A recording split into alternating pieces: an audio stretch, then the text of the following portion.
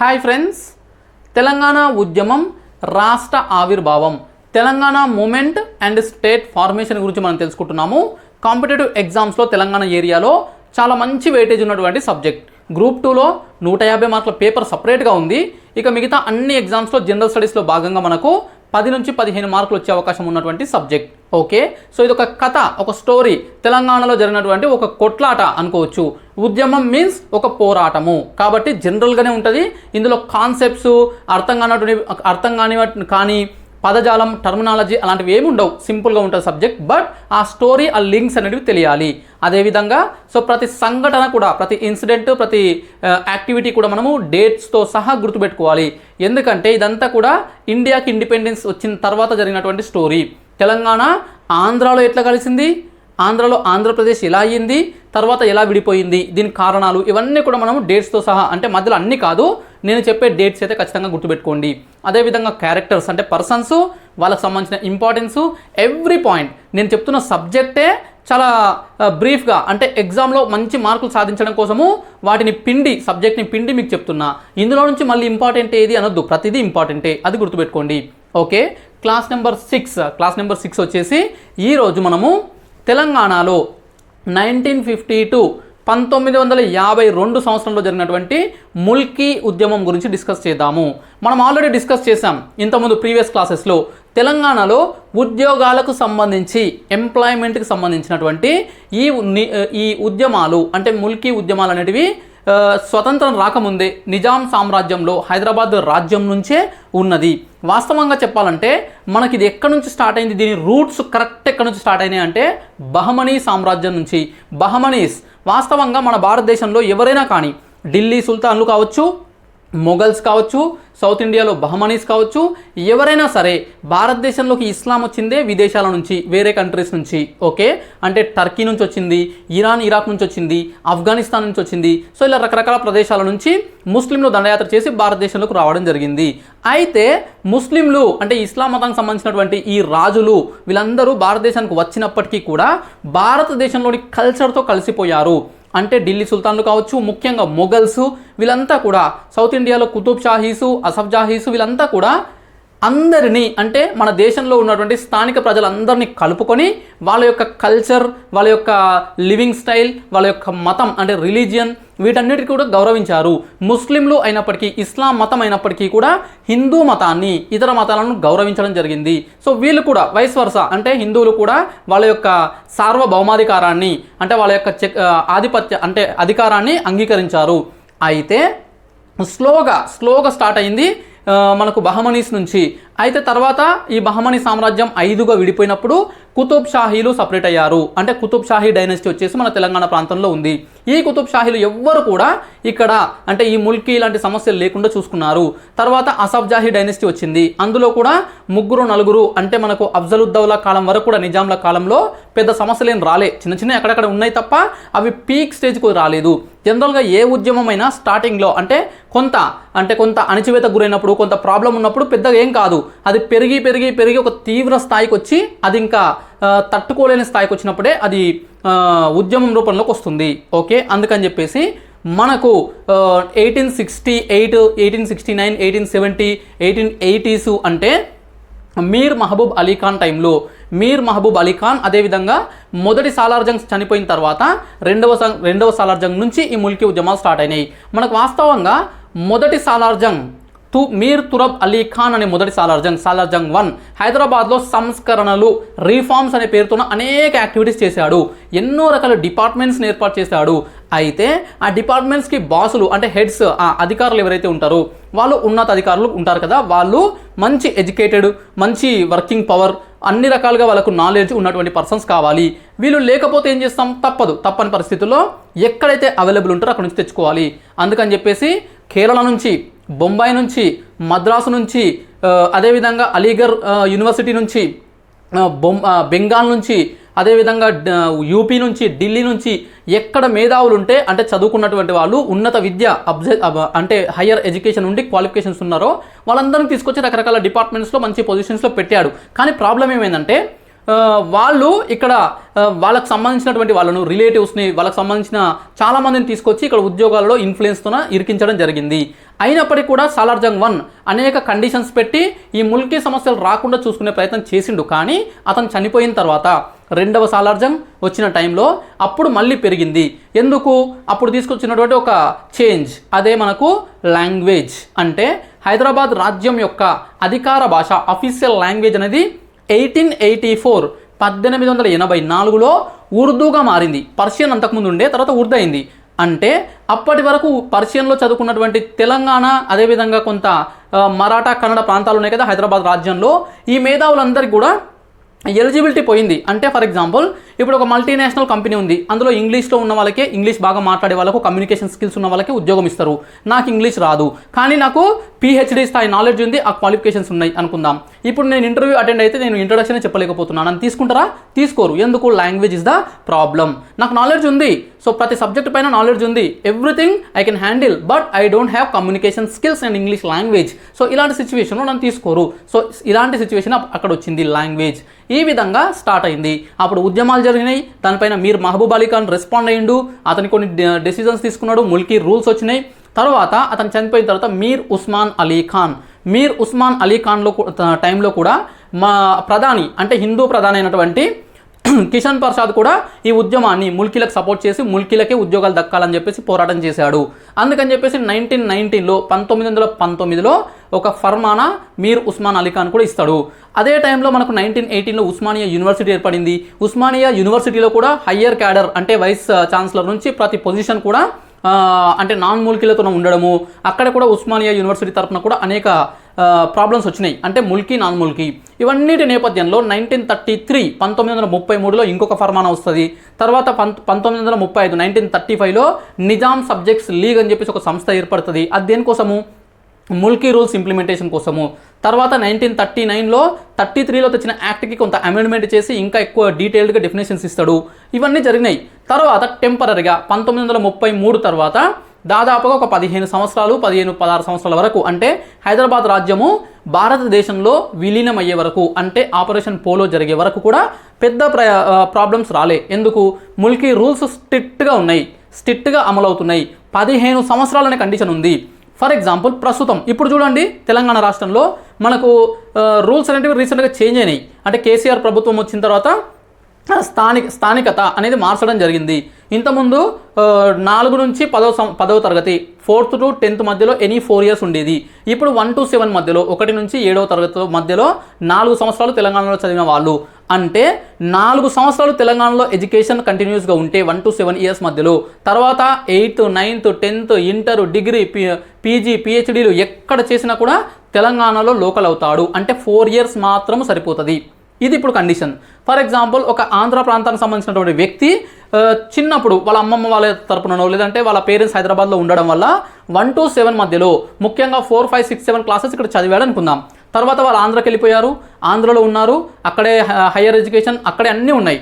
కానీ 4, 5, 6, 7 సంవత్సరాలు ఇక్కడ చదవడం వల్ల అతనికి లోకాలిటీ వచ్చేస్తుంది. అంటే 4 years కండిషన్. కానీ నిజాం కాలంలో చూడండి 15 సంవత్సరాలు, అంటే 15 years ఇక్కడ నివసించి ఉండాలి.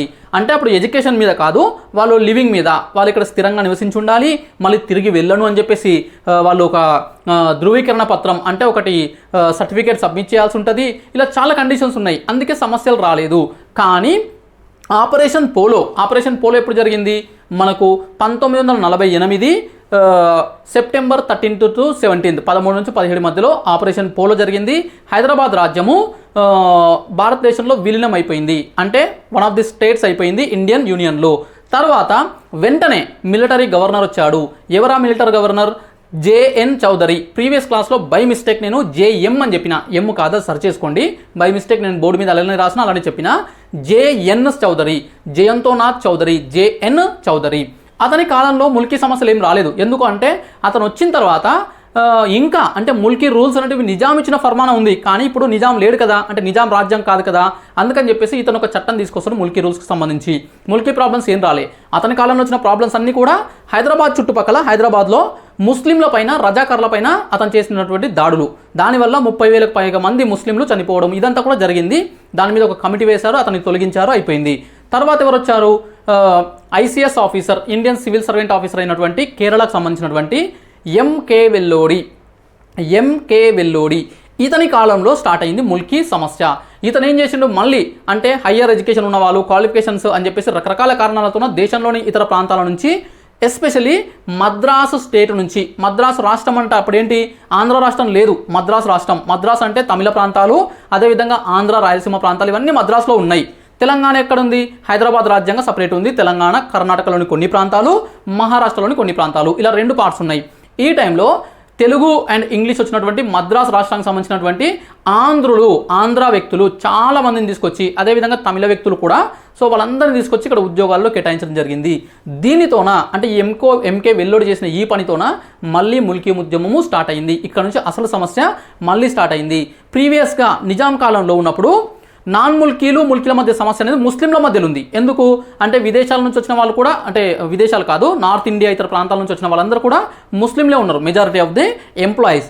ఇప్పుడు ఏమైందంటే నాన్ ముల్కీ హిందువులు, ముఖ్యంగా మద్రాసు స్టేట్ నుంచి వచ్చినటువంటి వాళ్ళు ఉన్నారు. ఇలా చేంజ్ అవుతూ వస్తుంది మూమెంట్. ఇప్పుడు మళ్ళీ స్టార్ట్ అయింది. అయితే ఎక్కడ జరిగింది తొలి ఉద్యమము, 1952లో అసలు ఎందుకు ఉద్యమం జరిగింది, ప్రాబ్లం ఎక్కడ స్టార్ట్ అయింది, సో అది ఎలా జరిగింది, ఎలా ముగిసింది, ఇదంతా చూసుకోవాల్సి ఉంటుంది. ఇక్కడ నుంచి ఖచ్చితంగా ఒక క్వశ్చన్ అడుగుతారు.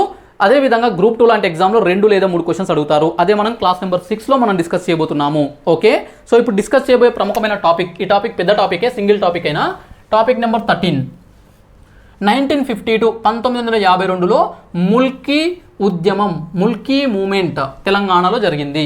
తెలంగాణ అనే కంటే హైదరాబాద్ స్టేట్ అనాలి, తెలంగాణ కాదు, అంటే తెలంగాణ ప్రాంతం కానీ తెలంగాణ రాష్ట్రం కాదు. అప్పుడు హైదరాబాద్ రాష్ట్రం, హైదరాబాద్ స్టేట్లో జరిగింది. అది జరిగిన కాలం వచ్చేసి మనకు 1952 జూలై నుంచి సెప్టెంబర్, జూలైలో స్టార్ట్ అవుతుంది, సెప్టెంబర్ మిడిల్ వరకు ఉంటుంది. ఇందులో కొన్ని డేట్స్ కూడా మనం చూస్తాము. అయితే వాస్తవానికి మనం ఆల్రెడీ డిస్కస్ చేశాం కదా, ఎంకే వెల్లోడి అనేక మంది నాన్ ముల్కీలను తీసుకొచ్చి ఉద్యోగాలలో కేటాయిస్తున్నాడు, నియమిస్తున్నాడు.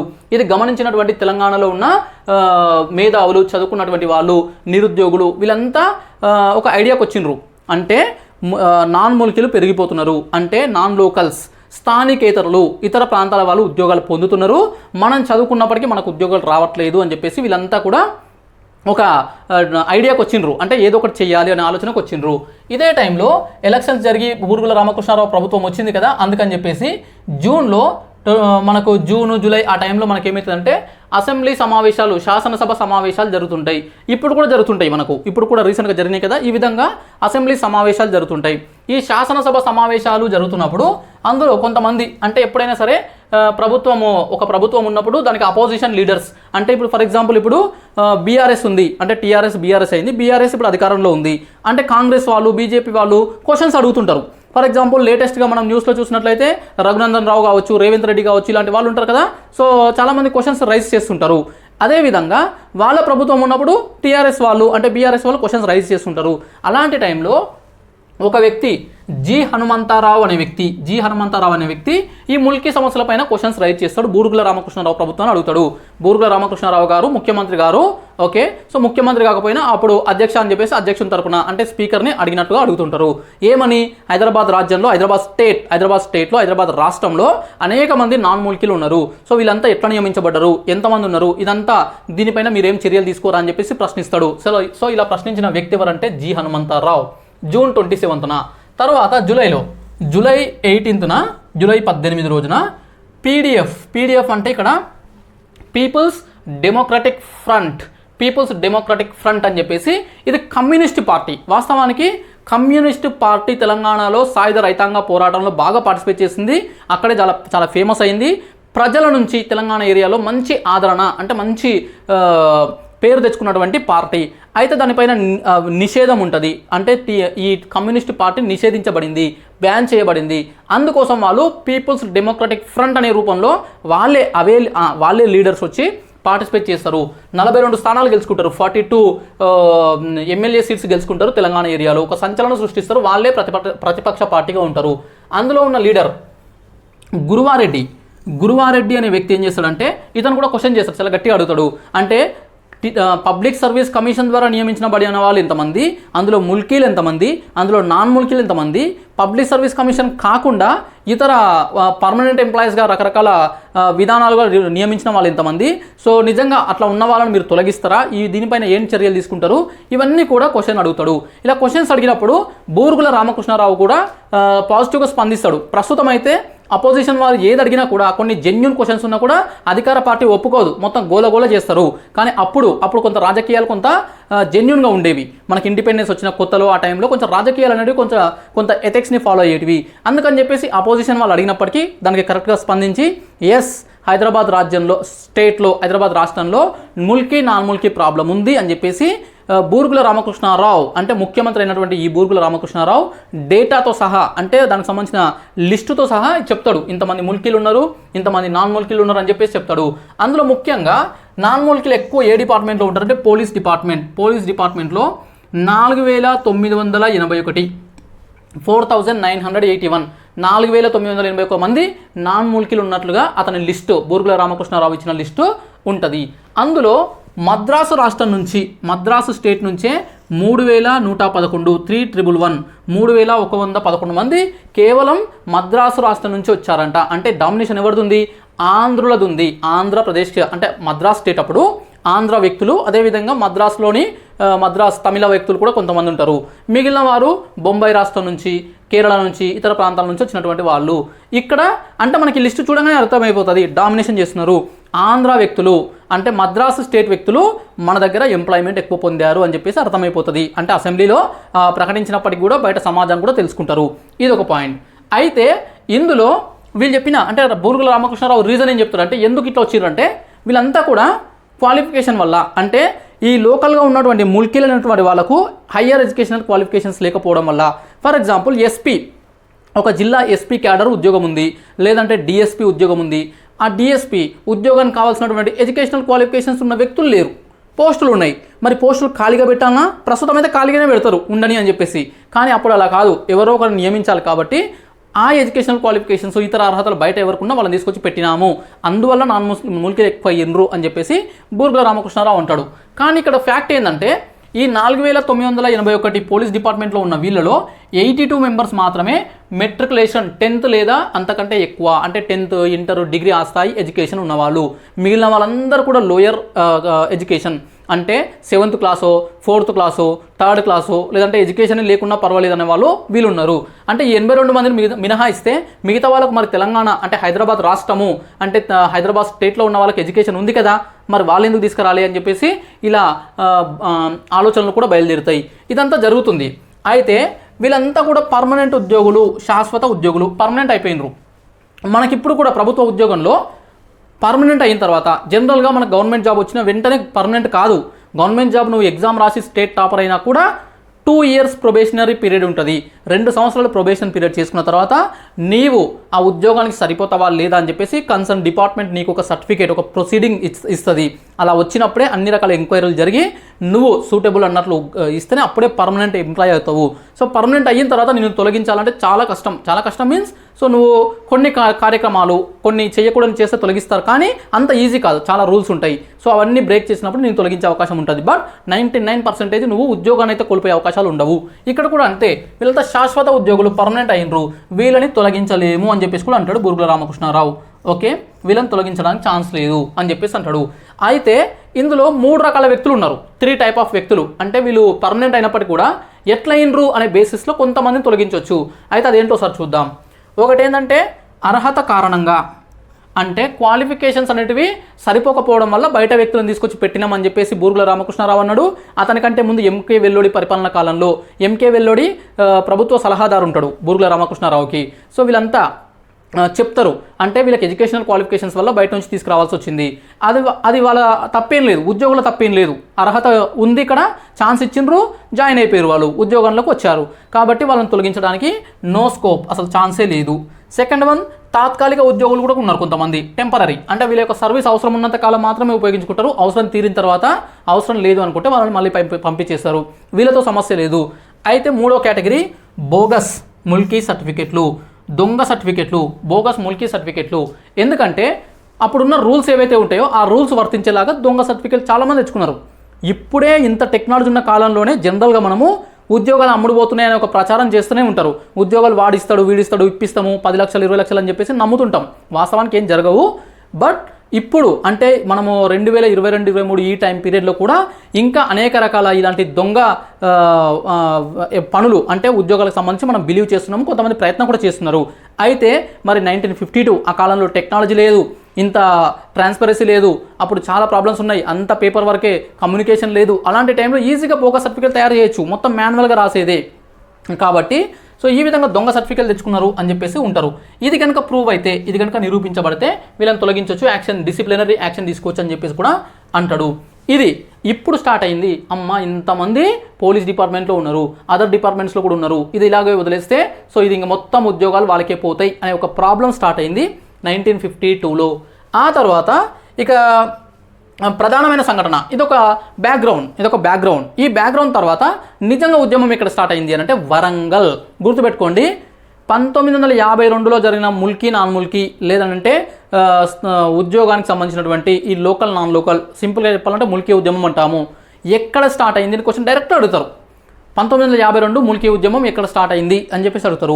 ఆన్సర్ చేయాల్సింది వరంగల్. హైదరాబాద్ కాదు, హైదరాబాద్లో ఇన్సిడెంట్స్ జరుగుతాయి, హైదరాబాద్లో కాల్పులు జరుగుతాయి, హైదరాబాద్లో చనిపోతారు, హైదరాబాద్లో పెద్ద ఇష్యూ అవుతుంది. కానీ స్టార్ట్ అయింది ఎక్కడ అంటే వరంగల్లో ఉద్యమం స్టార్ట్ అయింది.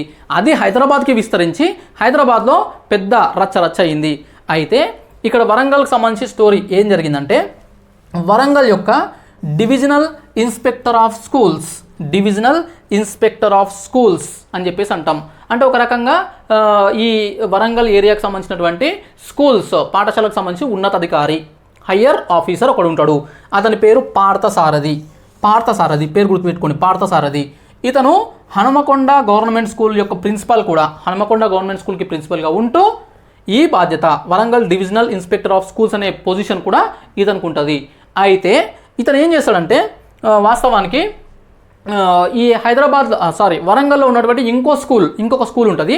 ఆ ప్రిన్సిపల్ పైన కొంత కక్షపూర్వితంగా అంటే కొంత కక్షగా కావాలని అతను ఇరికించాలి, అతను ఇబ్బంది పెట్టాలని పనులు చేస్తుంటాడు పార్థసారథి. ఎవరు ఆ వ్యక్తులు అంటే రషీద్ అల్ హసన్ అనే వ్యక్తి. ఇతను హన్మకొండ సెంట్రల్ మిడిల్ స్కూల్ అని ఇంకో స్కూల్ ఉంటుంది. ఓకే, ఆ స్కూల్ యొక్క ప్రిన్సిపల్. ఇతనేమో Hanmakonda government school principal Parthasarathi, Hanmakonda central middle school principal Rashid Al Hasan. అదేవిధంగా పార్థసారథికి ఇంకో పొజిషన్ ఉంది, Warangal divisional inspector of schools అనే పొజిషన్ ఉంది. అయితే ఇప్పుడు ఏమైందంటే ఇతను అంటే డివిజనల్ ఇన్స్పెక్టర్గా ఈ రషీద్ అల్ హసన్ పైన, అతని స్కూల్ పైన టార్చర్ చేస్తాడు. అతను చాలా ఇబ్బందులకు గురి చేస్తాడు. ఎందుకంటే అతని కిందనే అతని అధికారం ఉంది కాబట్టి చాలా ఇబ్బందులకు గురి చేసి టార్చర్ చేస్తాడు. దానివల్ల ఈ పర్సన్ ఎవరు, రషీద్ అల్ హసన్ అనే పర్సన్ చనిపోతాడు. హార్ట్ అటాక్ వచ్చి, గుండెపోటు వచ్చి చనిపోతాడు 23 డిసెంబర్ 1951. 1951 ఎండింగ్లో 23 డిసెంబర్న చనిపోవడం జరుగుతుంది. ఇది అందరికి తెలుసు, ఆ స్కూల్లో ఉన్నటువంటి టీచర్స్ తెలుసు, విద్యార్థులకు తెలుసు, వరంగల్లో కూడా చాలామందికి తెలుసు ఈ పార్థసారథి చేసినటువంటి టార్చర్ వల్లనే చనిపోయిండని. ఇది ఒకటి జరుగుతుంది. ఆ తర్వాత ఇక్కడ ఏం చేస్తాడంటే ఆ స్కూల్ పైన ఇంకా అప్పటికి కూడా అతని యొక్క కోపము, అతని యొక్క కసి అనేది తీరదు. వాస్తవానికి ఎందుకో అతని మీద కోపం అని అంటే, అతను ఈ రషీద్ ఏం చేస్తుంటాడంటే అనేక ప్రాంతాలు, వరంగల్ చుట్టుపక్కల అనేక ప్రాంతాలు తిరిగి చందాలు వసూలు చేసి విద్యార్థులను స్కూల్లో జాయిన్ చేసి సో స్టూడెంట్స్కి చాలా మంచి ఫేవర్ చేస్తాడు. విద్యార్థులను చాలా డెవలప్మెంట్కి తీసుకుపోయే ప్రయత్నం చేస్తుంటాడు. అలా చేయడం వల్ల అతనికి మంచి నేమ్ అండ్ ఫేమ్ వస్తుంది. సో నేను ఆల్రెడీ ఈ స్కూల్స్కి ఇన్స్పెక్టర్గా ఉన్న నన్ను కాదని అతన్ని రెస్పెక్ట్ చేస్తున్నారు అని చెప్పేసి ఈగో స్టార్ట్ అవుతుంది. దానివల్ల ఇతన్ని టార్చర్ చేసి చనిపోవడానికి కారణమవుతాడు. తర్వాత ఇంకా ఆగకుండా ఏం చేస్తాడంటే 1952 1952 జూన్ మరియు జూలై అందులో ఈ మంత్స్లో 180 మందిని బదిలీ చేస్తాడు వరంగల్లో. వరంగల్లో ఆ జిల్లా మొత్తంలో 180 మెంబర్స్ టీచర్స్ని మొత్తం ఒక్కసారిగా ట్రాన్స్ఫర్ చేయడం జరుగుతుంది. వాస్తవానికి పార్థసారథి అనేవాడే నాన్ లోకల్, పార్థసారథి అనేవాడే లోకల్ కాదు, నాన్ ముల్కీ. అయితే అతనేమో నేను హైదరాబాద్ వ్యక్తిని అని చెప్పుకొని తిరుగుతుంటాడు. వాస్తవానికి అతను కూడా బోగస్ సర్టిఫికేట్ల ద్వారా ఉద్యోగం సంపాదించినటువంటి వ్యక్తి. కానీ ఇక్కడ ఆధిపత్యం చెలాయిస్తున్నాడు. ఎందుకంటే ఉద్యోగి పర్మనెంట్ అయిపోయింది కాబట్టి. అయితే ఇతను 1952 జూన్ జూలైలో 180 మెంబర్స్ని ఒక్కటేసారి ట్రాన్స్ఫర్ చేస్తాడు. అందులో 150 మెంబర్స్ పెద్ద అబ్జెక్షన్ చేయరు. సరే మాకు వచ్చిన ప్లేసెస్కి వెళ్తామంటారు. కొందరికి ఇష్టమైన ప్లేసెస్ కూడా ఉంటాయి, వెళ్తారు. కానీ 30 మంది చాలా లాస్ అవుతారు, ఎక్కడో మారుమూల ప్రాంతాలకు తీసుకుపోయి పడేస్తారు, తీవ్రంగా వ్యతిరేకిస్తారు ఈ 30 మంది. అందులో హనుమకొండ స్కూల్ ఉంది కదా, Hanamkonda central middle school. Hanamkonda central middle school అంటే పార్థసారథికి నచ్చదు, ఆ ప్రిన్సిపాల్ అన్నా ఆ స్కూల్ అన్నా ఆ విద్యార్థులన్నా నచ్చదు, అక్కడ ఉండే ఉపాధ్యాయులు కూడా. అందులో 18 మంది టీచర్స్ని 18 మందిని ఒకటేసారి ట్రాన్స్ఫర్ చేసేస్తాడు. ట్రాన్స్ఫర్ చేసేసి వాళ్ళ ప్లేస్లో వేరే వాళ్ళని తీసుకొచ్చి పెడతాడు. ఆ తీసుకొచ్చిన వాళ్ళని కూడా చాలామందిని దొంగ సర్టిఫికేట్ల మీద, బోగస్ సర్టిఫికేట్ల మీద, నాన్ మూలికలను తీసుకొచ్చి కూర్చోబెడతాడు. అయితే ఈ 18 మందిలో 8 మంది ఉంటారు. ఈ 8 మంది ఏం చేస్తారంటే ఈ 8 మంది పైన ఇంకా ఎక్కువగా టార్చర్ చేస్తాడు, వాళ్ళకు ఇంక్రిమెంట్లు ఆపుతాడు, వాళ్ళకు డిసిప్లినరీ యాక్షన్ తీసుకుంటాడు, అనేక ఇబ్బందులకు గురి చేస్తాడు ఈ పార్థసారథి. అప్పుడు స్టార్ట్ అవుతుంది ఉద్యమానికి సంబంధించినటువంటి అంశాలు. అయితే జూన్ 28, జూన్ 28, అదేవిధంగా జూలై 15, ఈ 2 డేట్స్లో జూన్ 28, జూలై 15న 9 మంది ఉపాధ్యాయులు, 9 మెంబర్స్ టీచర్స్ ప్లస్ కాంగ్రెస్ కార్యదర్శి ఉంటాడు. కాంగ్రెస్ కార్యదర్శి వరంగల్ ఏరియాలో ఆ టైంలో ఫేమస్ లీడర్, చాలా ఇన్ఫ్లుయెన్స్ ఉన్నటువంటి పర్సన్ టి హయగ్రీవాచారి ఉంటాడు. ఇతను రాజకీయ నాయకుడు, కాంగ్రెస్ సెక్రటరీ కార్యదర్శిగా ఉంటాడు. అతను 9 మంది టీచర్స్ కలిసి డిప్యూటీ డైరెక్టర్, అంటే స్కూల్స్కి సంబంధించి ఎడ్యుకేషన్ డిపార్ట్మెంట్కి సంబంధించి డిప్యూటీ డైరెక్టర్ డాక్టర్ షెండార్కర్, పేరు గుర్తుపెట్టుకోండి, డాక్టర్ షెండార్కర్కు కంప్లైంట్ ఇస్తారు. షెండార్కర్ గారు అంటే డిప్యూటీ డైరెక్టర్ గారు ఇలా వరంగల్ ప్రాంతంలో ఈ పార్థసారథి ఇలా ఒకటేసారిగా ఇలాంటి రూల్స్ పాటించకుండా ట్రాన్స్ఫర్ చేసేసిండు, సో నాన్ మూలికలను తీసుకొచ్చి కూర్చోబెట్టిరని చెప్పేసి కంప్లైంట్ చేయడం జరుగుతుంది.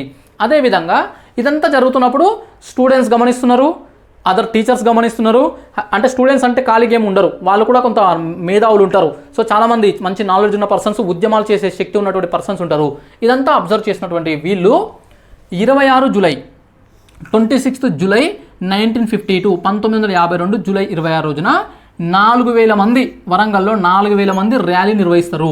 This is the first one. అంటే 1952 ముల్కీ ఉద్యమంలో మొట్టమొదటి ర్యాలీ ఎక్కడ జరిగింది అంటే వరంగల్లో జరిగింది. ఎప్పుడు జరిగింది తేదీ అడుగుతారు, ఇలాంటి క్వశ్చన్ తేదీ అడుగుతారు. మొదటి ర్యాలీ ఎప్పుడు జరిగింది? 26 జూలై 1952, 26 జూలై 1952న జరిగింది. దాదాపు 4000 మంది, కొన్ని పుస్తకాల్లో 4000 ఉంది, కొన్ని పుస్తకాల్లో నెంబర్ లేకుండా 1000 మంది అని చెప్పేసి ఇచ్చారు. ర్యాలీ చేస్తే అంటే ర్యాలీ అంటే సైలెంట్గా నడుచుకుంటూ వెళ్తారా అంటే కాదు, అందులో నినాదాలు ఉంటాయి. మనము తెలంగాణ ఉద్యమంలో ముఖ్యంగా నేను ఇంటర్మీడియట్ ఉన్న టైంలో, సో మేము కూడా ర్యాలీలో పాల్గొన్నప్పుడు అనేక నినాదాలు చేసేవాళ్ళు. అప్పుడు రాజకీయ నాయకులను కూడా తిట్టడం కూడా ఎన్నో జరిగేటివి అవన్నీ. సో ఇక్కడ ఏంటంటే అప్పుడు నాన్ మూలికలు ఎవరు? ఇక్కడ ఎక్కువ ఉన్న వాళ్ళు ఆంధ్ర వాళ్ళు, మద్రాస్ స్టేట్కి సంబంధించినటువంటి మద్రాసు వాళ్ళు. కాబట్టి నాన్ మూల్కీ గో బ్యాక్, నాన్ మూల్కీ గో బ్యాక్ అని ఒక నినాదము. ఇడ్లీ సాంబార్ గో బ్యాక్ అంటే మద్రాసు వాళ్ళు బాగా ఇడ్లీ సాంబార్ తింటారు, సాంబార్ ఎక్కువ తింటారు. ఇప్పటి కూడా చాలా సినిమాల్లో జోకులు మనం చూస్తుంటాం ఈ సాంబార్ దీనిపైన. Idli sambar go back, idli sambar go back అంటారు. నాన్ మూల్కీ గో బ్యాక్ అంటారు. అదేవిధంగా గోంగూర పచ్చడి గో బ్యాక్, గోంగూర పచ్చడి గో బ్యాక్ అంటే గోంగూర పచ్చడి మనం తినమా అంటే మనం అందరం తింటాం, తెలంగాణ వాళ్ళు కూడా తింటాం. తెలంగాణలో ఏమంటారు? పుంటికూర అంటారు, పుంటికూర చట్నీ, పుంటికూర పచ్చడి అంటారు. ఆంధ్రాలో గోంగూర చట్నీ, గోంగూర పచ్చడి అని చెప్పేసి అంటారు, గోంగూర పచ్చడి అంటారు. అందుకే గోంగూర పచ్చడి బ్యాచ్ మీరంతా వెనక్కి వెళ్ళిపోండి అన్నట్లు నినాదాలు చేస్తారు. మనకి ఈ నినాదాలు చాలా ఫేమస్ ఉంటాయి. ఇవే ఉద్యమంలో చాలా కీలక పాత్ర పోషిస్తాయి.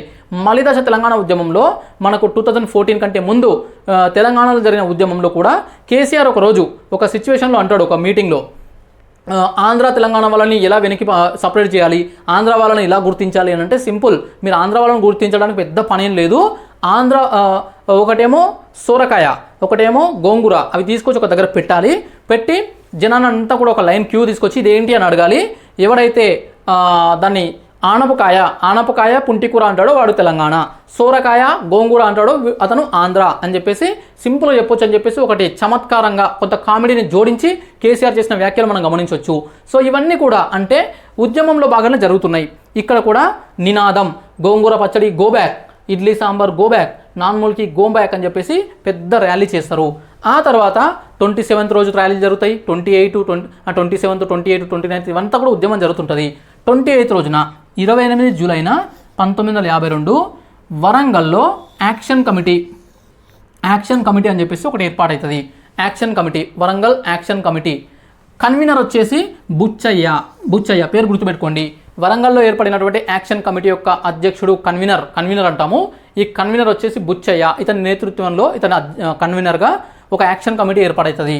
వీళ్ళు ట్వంటీ నైన్త్ రోజు వరంగల్లో ఊరేగింపులు చేస్తారు. అంటే మళ్ళీ ఊరేగింపులు ఉద్యమం చేస్తారు. ఆ టైంలో ఈ మొత్తం ఇదంతా కూడా వరంగల్ అంతా అట్టుడికిపోతుంది. హైదరాబాద్లో ఏం లేదు. హైదరాబాద్లో తెలుసు హైదరాబాద్లో ఇట్లా జరుగుతుంది అని తెలుస్తుంది, కానీ హైదరాబాద్లో ఇంకా ఉద్యమం స్టార్ట్ కాలేదు. ఇలాంటి టైంలో ఆగస్ట్ వచ్చేస్తుంది. ఆగస్టు 6 1952. ఆ రోజు ఏం చేస్తారంటే మంత్రివర్గ సబ్ కమిటీకి డిమాండ్, అంటే కన్వీనర్ బుచ్చయ్య ఉన్నాడు కదా, ఆ కన్వీనర్ బుచ్చయ్య అండ్ బ్యాచ్ అతని యొక్క మెంబర్స్ వీళ్ళంతా కలిసి బూరుగుల రామకృష్ణారావు, ముఖ్యమంత్రి అయినటువంటి బూరుగుల రామకృష్ణారావుని కలుస్తారు. 6 ఆగస్టు 1952 కలిసి మీరు ఈ ముల్కీ రూల్స్కి సంబంధించి ముల్కీ రూల్స్ ఇంప్లిమెంటేషను, ఆల్రెడీ అక్రమంగా వచ్చినటువంటి ముల్కీలపైన యాక్షను, వీటన్నిటిని తీసుకోవడం కోసము ఒక మంత్రివర్గ ఉపసంఘం అంటే సబ్ కమిటీ ఏర్పాటు చేయండి. ఆ సబ్ కమిటీ ఇచ్చే సిఫార్సులు రికమెండేషన్స్ ఆధారంగా డిసిజన్ తీసుకోండి అని చెప్పేసి కోరితే బూరుగుల రామకృష్ణారావు కూడా yes this problem is genuine, non Mulki సమస్య అనేది అది నిజమైన ప్రాబ్లం, దీనిపైన నేను కూడా చర్యలు తీసుకుంటా, సబ్ కమిటీ ఏర్పాటు చేస్తా అని చెప్పేసి అంటాడు. అప్పుడు వీళ్ళు అంత ఈజీగా బిలీవ్ చేయరు. సో మీరు చెప్తున్నారు బాగానే ఉంది, ఇది పత్రికా ప్రకటన ఇవ్వండి, అంటే పత్రికలు పేపర్లో ఇవ్వండి, స్టేట్మెంట్ ఇవ్వండి, మాకు చెప్పడం కాదు, అధికారికంగా ప్రకటించండి, అప్పుడే మాకు నమ్మకం ఉంటుంది అంటాడు. అంటే బూరుగులు ఏమంటాడు, ఇది చెప్పాలంటే నేను ఒక్కని చెప్తే సరిపోదు. సో క్యాబినెట్ అని ఒకటి ఉంది, క్యాబినెట్ సమావేశమయ్యి అందులో మేము అనౌన్స్ చేయాల్సి ఉంటుంది, అందులో డిస్కషన్ చేసుకొని అప్పుడు ప్రకటన చేయాల్సి ఉంటుంది. సో ఇది కూడా మీకు తెలుసు, ఈ రూల్స్ కూడా మీకు తెలుసు కదా, సో చేస్తాను అంటాడు. అప్పుడు వాళ్ళందరూ కూడా సరే అని చెప్పేసి హ్యాపీగా వస్తారు. సో బూరుగులు ఏమంటాడంటే మీరు సమ్మె విరమించండి, సమ్మె ఆపేయండి అంటాడు. సరే అని చెప్పేసి సమ్మె ఆపేస్తారు, సైలెంట్గా ఉండిపోతారు, వాళ్ళ స్కూల్స్ వాళ్ళ కాలేజెస్కి వెళ్ళిపోతారు స్టూడెంట్స్. అయితే సో రోజులు గడుస్తుంటాయి, 15 days దాటిపోతుంది, అయినా కూడా ఈ సబ్ కమిటీ లేదు, ఇంకేం లేదు. సో అందులో ఏమవుతుందంటే 22 ఆగస్ట్ 22 రోజున బూరుగుల రామకృష్ణారావు వేరే వర్క్స్ మీద వరంగల్ వెళ్తాడు పర్యటన. వరంగల్ వెళ్ళినప్పుడు దొరికిందే ఛాన్స్ అనుకొని ఈ బుచ్చయ్య అండ్ వీళ్ళ అంటే ఈ యాక్షన్ కమిటీ ఆ సభ్యులందరూ కలిసి బూరుగులను మళ్ళీ కలిసి అడుగుతారు, నిలదీస్తారు. సార్ ముఖ్యమంత్రి గారు సబ్ కమిటీ ఇస్తామన్నారు, వేస్తామన్నారు, వాట్ హ్యాపెండ్, ఏడుంది సబ్ కమిటీ అని చెప్పేసి నిలదీస్తారు. అప్పుడు వేస్తాను, సో అదే డిస్కషన్ నడుస్తుంది, కొద్దిగా ఆగండి, సబ్ కమిటీ నిజంగానే చేస్తామని చెప్పేసి మళ్ళీ హామీ ఇస్తాడు. తర్వాత అప్పుడు ఏం చేస్తారంటే వీళ్ళు అనుకుంటారు, చెప్తుండు బూరుగుల రామకృష్ణారావు ముఖ్యమంత్రి హామీ ఇస్తుండు, మళ్ళీ చేయట్లేదు, ఏం చేయాలి అని చెప్పేసి ఆ రోజు మీటింగ్ ఏర్పాటు చేసుకుంటారు. మీటింగ్ ఏర్పాటు చేసుకొని 24 ఆగస్ట్ రోజున ఒక లేఖ రాస్తారు బూరుగుల రామకృష్ణారావుకి. ఏమని అంటే, మీరు కనుక 27 ఆగస్టు డెడ్ లైన్, ఇది 27 ఆగస్టు రోజు వరకు ఈ తేదీ లోపల సబ్ కమిటీ కనుక ఏర్పాటు చేయకపోతే, 27 ఆగస్టు లోపల ఓ మంత్రివర్గ ఉపసంఘం ఏర్పాటు చేయకపోతే తర్వాత మేము సమ్మెకు దిగుతాం, నిరసనలు చేస్తాం, ఉద్యమం చేస్తాం అని చెప్పేసి ఒక వార్నింగ్ లాగా కూడా అనుకోవచ్చు. సో ఒక డెడ్ లైన్ అనేది ఇవ్వడం జరుగుతుంది బూరుగుల రామకృష్ణారావుకి. దీనివల్ల బూరుగుల రామకృష్ణారావు ఈ లేఖను చదివిన తర్వాత సరే ఏదో ఒకటి చేయాలి అనే డిసిజన్ కూడా రావడం జరుగుతుంది. అదే టైంలో 24 ఆగస్టున 24 ఆగస్టున బొల్లారం అంటే హైదరాబాద్, ఇప్పుడు స్టోరీ హైదరాబాద్కి వస్తుంది. అంటే వరంగల్లో బాగా జరుగుతుంది, సో అప్పుడు కమ్యూనికేషన్ కొంత కష్టంగా ఉంది కాబట్టి ఇక్కడ ఏది జరిగినా 1-2 days పట్టేది. అందుకని చెప్పేసి ఇదంతా జరుగుతున్నా కూడా కొంత స్లోగా హైదరాబాద్లో స్టార్ట్ అయింది. 24 ఆగస్టున బొల్లారంలో హైదరాబాద్లో భారీ సభ, పెద్ద సభ జరుగుతుంది. హైదరాబాద్లో ఉండే లీడర్స్, అనేక మంది విద్యార్థి సంఘాలు ప్రసంగిస్తాయి, మాట్లాడతారు ముల్కీ నాన్ ముల్కీ పైన. అదే టైంలో 26వ తేదీ నుంచి సమ్మె ప్రారంభించాలని చెప్పేసి కూడా డిసిజన్ తీసుకుంటారు. హైదరాబాద్లో జరుగుతుంది ఇది. 26 నుంచి సమ్మె జరగాలి, సమ్మె చేసి ఉద్యమించాలి మనం కూడా, వరంగల్లో అట్లా జరుగుతుంది, మనం కూడా చేయాలని చెప్పేసి వీళ్ళు డిసైడ్ అవుతారు. ఇది హైదరాబాద్లో నడుస్తుంది. అక్కడ ఆల్రెడీ బుచ్చయ్య అండ్ బ్యాచ్ అంటే యాక్షన్ కమిటీ కన్వీనర్ అండ్ అతని సభ్యులు లేఖ రాశారు. అయితే వరంగల్ చూస్తే అట్లా ఉంది, హైదరాబాద్ చూస్తే ఇట్లా ఉంది, ఇప్పుడు ఇది చేయి దాటిపోయేలాగా ఉందని చెప్పేసి బూరుగుల రామకృష్ణారావు అనుకుంటాడు. అనుకొని 26th రోజున వరంగల్ కలెక్టర్కి ఫోన్ చేస్తాడు. ఫోన్ చేసి బుచ్చయ్యని పిలిపించి, అంటే ఆ యాక్షన్ కమిటీ కన్వీనర్ని పిలిపించి మంత్రివర్గ ఉపసంఘం అంటే మినిస్టర్స్తో ఏర్పాటు చేసి ఒక సబ్ కమిటీని ఏర్పాటు చేస్తున్నట్లుగా అనౌన్స్ చేయి, అతనికి చెప్పి సమ్మెలు కూడా ఆపమని చెప్పు అని చెప్పేసి అంటాడు. సరే అని చెప్పేసి అంటాడు. అప్పుడు వాళ్ళు అంటే వరంగల్ కలెక్టర్ పిలిపిస్తాడు బుచ్చయ్య తన యొక్క సభ్యులందరూ కలిసి వెళ్తే సో బూరుగుల రామకృష్ణారావు గారు ముఖ్యమంత్రి గారు కాల్ చేశారు, ఇట్లా మంత్రివర్గ ఉపసంఘం ఏర్పాటు చేశారంట, సో అది ఫామ్ అవుతుంది, సో మీరు ఇక ఉద్యమం ఆపండి అని చెప్పేసి అంటాడు. అయితే ఇప్పుడు ఆల్రెడీ చీకటి అయిపోయింది, ఫోన్లు చేసి వాట్సాప్లో పెట్టడానికి లేదు. ఇప్పుడైతే నైట్ 11 గంటలకైనా టక్కున ఒక చిన్న message, okay stop the strike అని చెప్పేసి, లేదంటే good news, Burgula Ramakrishna Rao announced sub committee అని చెప్పేసి ఒక చిన్న మెసేజ్ పెట్టినామనుకోండి, ఒక్కసారి క్లిక్ చేస్తే 1 సెకండ్లో వెళ్ళిపోతుంది. కానీ అప్పుడు అలా లేదు, అది మొత్తం టీవీలు లేవు, రేడియోలు కూడా చాలా పరిమితంగా ఉన్నాయి. అలాంటి సిచ్యువేషన్లో సో ఇప్పుడు చీకటి అయిపోయింది, ఇప్పుడు ఏం చేసేది లేదు, రేపు పొద్దున చెప్తామని చెప్పేసి అంటాడు. 26 రోజు ఇది జరిగింది, 26 రోజు. అయితే ఎప్పుడు ఆగస్టులో, ఇది ఆగస్టు 26 రోజు జరిగింది. 27th రోజు మార్నింగ్ అంటే వీళ్ళంతా కూడా అంటే బుచ్చయ్య వాళ్ళందరూ కూడా సమావేశాలు ఏర్పాటు చేసుకుని ఇట్లా ప్రకటన వచ్చింది. అధికారికంగా అయితే ఎక్కడ ఇంకా అనౌన్స్మెంట్ చేయలేదు, బట్ కలెక్టర్ అయితే ఇలా చెప్తున్నాడు అని చెప్పేసి అంతా మాట్లాడుకొని బిలీవ్ చేయొచ్చా చేయొద్దా అని డిస్కషన్ చేసుకొని సరే నమ్ముదామని చెప్పేసి ఆ రోజు సాయంత్రం 27 సాయంత్రం రోజున వెళ్తారు. వెళ్ళి స్కూల్స్ ఎట్లా ప్రచారం చేయాలి, స్కూల్స్ కాలేజెస్ దగ్గర అవుతుంది కదా ఉద్యమాలు, అక్కడ వెళ్ళి రాసి అంటే రాతపూర్వకంగా రాసి పోస్టర్లు పేస్ట్ చేసి వస్తారు.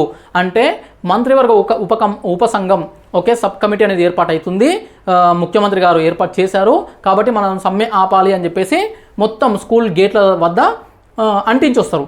కానీ ఏమవుతుంది, కొంతమంది చదువుతారు, కొంతమంది చదివినటువంటి విద్యార్థులు సైలెంట్గా ఉండిపోతారు. కానీ కొంతమంది విద్యార్థులు ఏం చేస్తారంటే ఆ గేట్ దగ్గర అతికించింది చూడకుండా డైరెక్ట్గా మనం ఇప్పుడు కూడా చూస్తుంటాం, ఎగ్జామ్స్కి వెళ్ళినప్పుడు మనము నోటీస్ బోర్డు చదవం, రూల్స్ అండ్ రెగ్యులేషన్స్ చదవం, హాల్ టికెట్ నెంబర్లు కూడా చూసుకోకుండా ఎగ్జామ్ వాళ్ళకి పోతారు. పోయి అప్పుడు వెళ్ళి రూమ్ నెంబర్ ఎక్కడ, నా బెంచ్ ఎక్కడ, నా ప్లేస్ ఎక్కడ అని చెప్పేసి ఇప్పుడు కూడా చేస్తుంటారు. మరి ఆ టైంలో జరిగింది. దానివల్ల కొన్ని స్కూల్స్లో కొంతమంది ఆ నోటీసు చూడనటువంటి వాళ్ళు యథావిధిగా ఎప్పట్లాగానే లేస్తారు, బ్యాచ్ ఏర్పాటవుతుంది, బయటకు వెళ్తారు, సమ్మెలు ధర్నాలు చేస్తుంటారు. ఇది ప్రధానమైనటువంటి ఒక లోపం జరిగింది. దీనివల్ల వరంగల్లో కొన్ని ఇన్సిడెంట్స్ జరుగుతాయి. టాపిక్ నెంబర్ 14 వచ్చేసి హైదరాబాద్కు ముల్కీ ఉద్యమం 1952 హైదరాబాద్కి ముల్కీ ఉద్యమం ఎలా వ్యాపించింది అనేది చూద్దాము. అయితే 26 ఆగస్టు 26 రోజునే 26 ఆగస్టున బూర్గుల రామకృష్ణారావు ఏం చేస్తారంటే అప్పటికే వాళ్ళు లేఖ రాశారు కదా, మళ్ళీ అడుగుతున్నారు బుచ్చయ్య వాళ్ళు అండ్ వాళ్ళ యొక్క సభ్యులు. అంటే వాళ్ళు అడుగుతున్నారు అంటే వాళ్ళు మాత్రమే కాదు, మొత్తం నిరుద్యోగులు, మొత్తం విద్యార్థులు అందరూ అడిగినట్లే. సో దీనివల్ల బూర్గుల రామకృష్ణారావు ఏం చేస్తారంటే వరంగల్ కలెక్టర్ గోవిందరావు దేశపాండే పేరు గుర్తుపెట్టుకోండి, కొన్నిసార్లు క్యారెక్టర్స్ ఇస్తారు, పార్థసారథి, గోవిందరావు దేశపాండే, హయగ్రీవాచారి, వీళ్ళందరూ ఎవరు అని ఉద్యమానికి సంబంధించి కొన్నిసార్లు మ్యాచ్ ద ఫాలోయింగ్ లేదంటే మల్టిపుల్ స్టేట్మెంట్స్ రూపంలో అడిగే ఛాన్స్ ఉంటుంది. సో ఆగస్టు 26న బూర్గుల రామకృష్ణారావు గోవిందరావు దేశపాండేకి కాల్ చేసి సో మీరు వరంగల్లో బుచ్చయ్య ఉన్నాడు కదా, వాళ్ళ యాక్షన్ కమిటీని పిలిపించుకొని వాళ్లకు ముఖ్యమంత్రి గారు మంత్రివర్గ ఉపసంఘం ఏర్పాటు చేశారు, దీనిపైన పత్రికల్లో కూడా ప్రకటన వచ్చింది అని చెప్పేసి మీరు అనౌన్స్ చేయండి. అనౌన్స్ చేసి వాళ్ళు చేస్తున్నటువంటి ఉద్యమాన్ని, నిరసనలను ఆపండి, సమ్మెలు ఆపండి అని చెప్పండి అని చెప్పేసి కలెక్టర్కి చెప్తాడు. ఈ కలెక్టరు బుచ్చయ్యని పిలిపిస్తే బుచ్చయ్య వాళ్ళందరూ అక్కడికి వెళ్ళే వరకు అప్పటికే నైట్ 8 అవుతుంది. ఆ రోజుల్లో 8 అంటే ఇప్పుడు 12 అయినట్లు. ఇప్పుడు మనం 12 అయినా కూడా సో యాక్టివ్గా ఉంటాం. సింపుల్గా 12 గంటలకు ఒక ఇన్ఫర్మేషన్ వచ్చింది అనుకోండి, ఫర్ ఎగ్జాంపుల్ టీఎస్పీఎస్సీ ఏదైనా నోటిఫికేషన్ ఇచ్చింది అనుకుందాం, లేదంటే ఏదైనా రిజల్ట్స్ ఇచ్చింది అనుకుందాం, 12 అయినా 1 అయినా వాట్సాప్ గ్రూపుల్లో షేర్ అయితేనే ఉంటుంది ఇన్ఫర్మేషన్. బట్ అప్పుడు అలా కాదు, సాయంత్రం 6 దాటిందనంటే గ్రామీణ ప్రాంతాలలో పెద్ద పట్టణాలు తప్ప గ్రామీణ ప్రాంతాలు మిగతా మామూలు పట్టణాలంతా కూడా చీకటి అయిపోతుంది. సో 8-9 వరకే అందరు నిద్రపోయే పరిస్థితి ఉంటుంది. అందువల్ల సో ఈ బుచ్చయ్య వీళ్ళు ఏం చెప్తారంటే ఇప్పుడు ఆల్రెడీ చీకటి అయిపోయింది, సో దీనిపైన మేము రేపు 27 తారీఖున మేము డిస్కషన్ చేసుకొని సమ్మె విరమిస్తాము దీనిపైన అని చెప్పేసి అంటాడు. అదేవిధంగా కలెక్టర్ని అడుగుతాడు, మీరు ఇలా ఓవరాల్గా చెప్తే సరిపోదు, మీరేమంటున్నారు, బూర్గుల రామకృష్ణారావు అంటే మంత్రివర్గ ఉపసంఘం ఏర్పాటు చేశాడు అని చెప్పారు అని అంటున్నారు, కానీ మాకు గ్యారెంటీ ఏంటి, సో మీరు కదా చెప్తున్నారు మాకు, మీరు లేక అంటే రాతపూర్వకంగా ఇవ్వండి మాకు అని చెప్పేసి అంటారు. అంటే సో ఇప్పుడైతే రికార్డ్ చేయొచ్చు మాటలు సింపుల్గా, సో కెమెరా ఆన్ చేసి చెప్పండి సార్ అని అంటే సో అతను చెప్పేది రికార్డ్ చేసుకొని దాచిపెట్టుకోవచ్చు, అందరికీ ఫార్వర్డ్ చేయొచ్చు. కానీ అప్పుడు ఏంటి ఎవిడెన్సు, రాతపూర్వకంగా ఉండాలి, అంటే లిటరల్గా ఉండాలి, రాయబడి ఉండాలి. ఓరల్గా చెప్తే అది అక్కడ నుంచి బయటకు వచ్చే లోపల నేను చెప్పలేదన్నా కూడా ఏం చేయలేని పరిస్థితి అప్పట్లో ఉంది, due to lack of communication technology. Okay, అందుకే వీళ్ళు ఏమడుగుతారు, సో రాతపూర్వకంగా ఇవ్వండి కలెక్టర్ గారు, అప్పుడు మేము సమ్మె ఆపుతామని అంటే కలెక్టర్ కూడా ఇచ్చేస్తారు. ఎందుకు, ఆయనకి ఏం ప్రాబ్లం లేదు, ఆల్రెడీ ముఖ్యమంత్రి చెప్పాడు కాబట్టి అదే విషయాన్ని రాతపూర్వకంగా ఇస్తాడు. దానితోన అది తీసుకొని పోయి ఆగస్టు 27న అంటే ఇంకా మళ్ళీ పొద్దున సమావేశం అయ్యి అదంతా ఆపాలని నిర్ణయం తీసుకునే లోపే కొన్ని బ్యాచెస్ అంటే విద్యార్థి సంఘాలు అంటే కొన్ని స్కూల్స్ వైజ్గా ఒక్కొక్క స్కూలు దానికి కొంత లీడర్స్ ఉంటారు, వాళ్ళందరూ కూడా పొద్దున్న లేస్తారు, ఎప్పట్లాగానే సమ్మె అంటే మొత్తం ర్యాలీలో అన్ని వరంగల్లో తిరుగుతారు. ఇవన్నీ ఒకవైపు జరుగుతుంటాయి. ఈ విషయం తెలిసినటువంటి కొంతమంది మాత్రం ఆపుతారు. అలా జరుగుతుంది. ఆ రోజు మొత్తం గడిచిపోతుంది. ఈవినింగ్ డిసిజన్ తీసుకుంటారు. ఈవినింగ్ అందరూ మీటింగ్ అయ్యి ఆపాలి, మంత్రివర్గ ఉపసంఘం సబ్ కమిటీ ఏర్పాటవుతుంది కాబట్టి we must stop the strike అని చెప్పేసి వాళ్ళు డిసిజన్ తీసుకుంటారు. ఇదేం చేస్తారంటే 28 రోజున 28 తారీఖున ఉదయాన వీళ్ళు ప్రింట్ అంటే పేపర్లలో ప్రింట్ కొట్టించి తీసుకుపోయి అన్ని స్కూల్స్ దగ్గర గేట్ల దగ్గర అంటిస్తారు, అంటే అతికిస్తారు. స్కూల్స్ గేట్స్ దగ్గర అతికించి వస్తారు. అంటే పొద్దున స్కూల్కి వెళ్ళిన వాళ్ళు ధర్నా స్టార్ట్ చేద్దాం అనే లోపల చూస్తారు కదా, చదువుతారు, చదివి ఓహో ఆపేయాలన్నా అని చెప్పేసి ఆపేయాల్సిన పరిస్థితి. కొన్ని స్కూల్స్ వాళ్ళు ఆపేస్తారు, కొన్ని స్కూల్స్ వాళ్ళు ఏదో చూసుకోకుండా వెళ్తారు, ఎప్పటిలాగానే ధర్నాలకు వెళ్ళే పరిస్థితి ఉంటుంది. ఇలా కొంత గొడవలు జరుగుతుంటాయి, అంటే కొంత ఇంకా ఆగలేదు.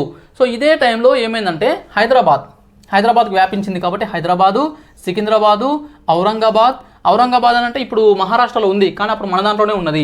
ఔరంగాబాద్ ఇవన్నీ ప్రాంతాలలో ఉద్యమం స్ప్రెడ్ అవుతుంది. దాంతోపాటు నల్లగొండకు స్ప్రెడ్ అయింది, పాలమూరుకు స్ప్రెడ్ అయింది. సో తెలంగాణలో ఉన్న ఖమ్మం జిల్లాలు అన్ని జిల్లాలకు స్ప్రెడ్ అవుతుంది ఈ మూమెంటు. వరంగల్లో మాత్రం ఈ ఇన్సిడెంట్ జరిగింది, అంటే ఆగిపోయే దశకు వచ్చేసింది. ఇదే టైంలో ఆగస్టు 27న భారీ బహిరంగ సభ జరుగుతుంది హైదరాబాద్లో ఒక పెద్ద సభ, చాలా భారీ బహిరంగ సభ జరుగుతుంది. వేలాది మంది అక్కడ అటెండ్ అవుతారు. దీనికి అధ్యక్షుడు వచ్చేసి డాక్టర్ తిమ్మరాజు అధ్యక్షుడిగా హైదరాబాద్లో పెద్ద సభ జరుగుతుంది. సికింద్రాబాద్ మేయర్, ఈ తిమ్మరాజు ఎవరో కాదు, సికింద్రాబాద్ మేయర్ అయినటువంటి తిమ్మరాజు అధ్యక్షుడిగా ఉంటాడు. అంటే హైదరాబాద్లో ఉద్యమం పెరుగుతుంది. ఇది జరుగుతున్నటువంటి సిచ్యువేషన్. అయితే 28 తారీఖు రోజు ఏమవుతుంది అంటే 28 రోజు నెక్స్ట్ డే ఈ పార్థసారథి ఉన్నాడు కదా, ఈ గొడవలన్నిటికీ కారకుడు, మూల పురుషుడు. సో ఈ పార్థసారథికి ఒక ఇన్ఫర్మేషన్ వస్తుంది ఏంటంటే 28 రోజు స్పాట్ పెట్టిరు అని. అంటే పార్థసారథిని దొరికించుకొని పిచ్చి కొట్టుడు కొట్టాలని చెప్పేసి కొంతమంది విద్యార్థులు డిసైడ్ అయ్యి ఉంటారు. ఎందుకంటే ఆయన చేసినటువంటి ఘనకార్యాలు అట్లా ఉంటాయి కాబట్టి. సో అందువల్ల పార్థసారథికి తెలిసిపోతుంది, ఆయన కూడా కొంత ఇన్ఫ్లుయెన్స్ ఉంటుంది, ఇన్ఫార్మర్స్ ఉంటారు కాబట్టి పార్థసారథి గారు నిన్నైతే టార్గెట్ పెట్టినరు, ఈరోజు నీ పని అవుతుంది అని చెప్పేసి అంటారు. సో దీనివల్ల భయపడినటువంటి పార్థసారథి కలెక్టర్కి ఫోన్ చేస్తాడు. కలెక్టర్ అందుబాటులో లేకపోతే డిప్యూటీ కలెక్టర్ ఫోన్ చేస్తాడు. సో మొత్తానికైతే కలెక్టర్కి ఇన్ఫర్మేషన్ చేరవేస్తాడు, నాకు రక్షణ కల్పించండి అని. కలెక్టర్ ఏం చేస్తాడు, ఎస్పీకి, ఎందుకంటే పోలీస్ డిపార్ట్మెంట్కి చెప్పాలి కాబట్టి ఎస్పీకి ఫోన్ చేసి, ఎస్పీ గారు ఇట్లా దాడి జరిగే అవకాశం ఉంది, పార్థసారథి పైన విద్యార్థులు కోపంగా ఉన్నారు, సో శాంతి భద్రతలు కాపాడాల్సిన బాధ్యత మీద చూసుకోండి అని చెప్పేసి అంటారు. దీనివల్ల ఈ ఎస్పీ ఏం చేస్తాడంటే ఈ స్కూల్స్ ఉన్నాయి కదా, అంటే ఏ స్కూల్స్, పార్థసారథి పనిచేస్తున్నటువంటి హనుమకొండ గవర్నమెంట్ స్కూల్ దగ్గర భారీగా పోలీసులు వచ్చేస్తారు. పోలీసులు వచ్చి చూస్తుంటారు అంటే ఏం జరుగుతుంది స్కూల్లో నిజంగా, ఎందుకంటే దాడి జరిగే అవకాశం ఉంది కాబట్టి వాళ్ళ డ్యూటీ వాళ్ళు చేయాలి. అదే టైంలో విద్యార్థులు ఏం చేస్తారంటే అందరు క్లాసులలో వెళ్ళి చదువుకుంటుంటారు, అంటే క్లాసులు వింటుంటారు. కానీ 40 మంది విద్యార్థులు మాత్రం క్లాస్ బయట ఒక చెట్టు కింద కూర్చొని ఏదో డిస్కషన్ చేసుకుంటుంటారు. వీళ్ళకి అనుమానం వస్తుంది, వాళ్ళు ఏంది క్లాస్కి వెళ్లకుండా బయట ఎందుకున్నారు, సో వాళ్ళు ఎందుకు డిస్కషన్ చేస్తున్నారు, ఇదే బ్యాచ్ కావచ్చు, పార్థసారథి పైన దాడి చేసే అవకాశం ఉంది, వీళ్ళే కావచ్చు అని చెప్పేసి అనుకుంటారు. అనుకోవడంతోనే ఈ విషయాన్ని కలెక్టర్కి అండ్ ఎస్పీకి చెప్తారు. అప్పుడు కలెక్టర్, ఎస్పీ కూడా వస్తారు అక్కడికి పరిస్థితిని చూద్దామని చెప్పేసి. చూసి వాళ్ళ కాలేజ్ లోపలికి, స్కూల్ హనుమకొండ గవర్నమెంట్ స్కూల్ లోపలికి ఎంట్రీ అయ్యి కలెక్టరు, పోలీసులు, ఎస్పీ వీళ్ళందరూ లోపలికి వెళ్తుంటే అప్పుడు స్కూల్ విద్యార్థులు ఏం చేస్తారంటే అక్కడ కూర్చున్న వాళ్ళు వీళ్ళు వెళ్ళి స్కూల్ విద్యార్థులని లోపలికి వెళ్ళి మీరు క్లాసులు వినండి, బయట ఎందుకు కూర్చున్నారు అని చెప్పేసి ప్రశ్నిస్తారు.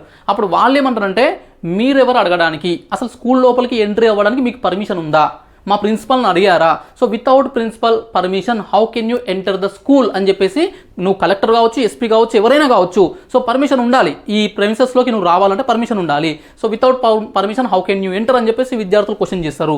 దీనితోన సో వాళ్ళు కోపం వచ్చేసి ఆలోచించకుండా, అంటే దీనిపైన ఇంకేం నెక్స్ట్ ఎలాంటి సంప్రదింపులు, ఎలాంటి డిస్కషన్స్ అనేవి లేకుండా లాఠీ చార్జీ చేస్తారు. అంటే పోలీసులు ఉన్నారు కదా బ్యాచ్, వీళ్ళంతా ఆ విద్యార్థులపైన దాడి చేయడంతోన 6 మంది విద్యార్థులకు తీవ్ర గాయాలు అవుతాయి, చితక బాదుతారు, సో విద్యార్థులు గాయపడతారు. సో వాస్తవానికి ఇది చేయకపోయి ఉంటే అక్కడ ఆగిపోయేది, ఎందుకంటే సబ్ కమిటీ ఏర్పాటు చేస్తామన్నారు, చాలా చోట్ల ఆగిపోయినాయి. సో ఉద్యమం అనేది ఆగే స్టేజ్కి వచ్చింది. అప్పుడు ఈ దాడి జరగడం వల్ల ఒక్కసారిగా మళ్ళీ అందరిలోనూ కూడా కోపం పెరుగుతుంది. సో వీళ్ళు చేస్తున్నటువంటి దాడి అనేది కరెక్ట్ కాదు, మా స్కూల్లోకి ఎంటర్ అయ్యి విద్యార్థులను మమ్మల్ని కొడతారా అని చెప్పేసి ఈ విద్యార్థులు, అదేవిధంగా విద్యార్థి నాయకులు, అదేవిధంగా యాక్షన్ కమిటీ, సో వీళ్ళంతా కూడా వ్యతిరేకంగా తయారవుతారు. మళ్ళీ గొడవలు చెలరేగినాయి వరంగల్లో. This happened.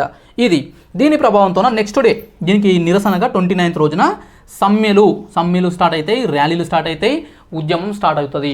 This was happening at the time of 1952 movement. ఇదంతా జరుగుతుంది ఆ టైంలో.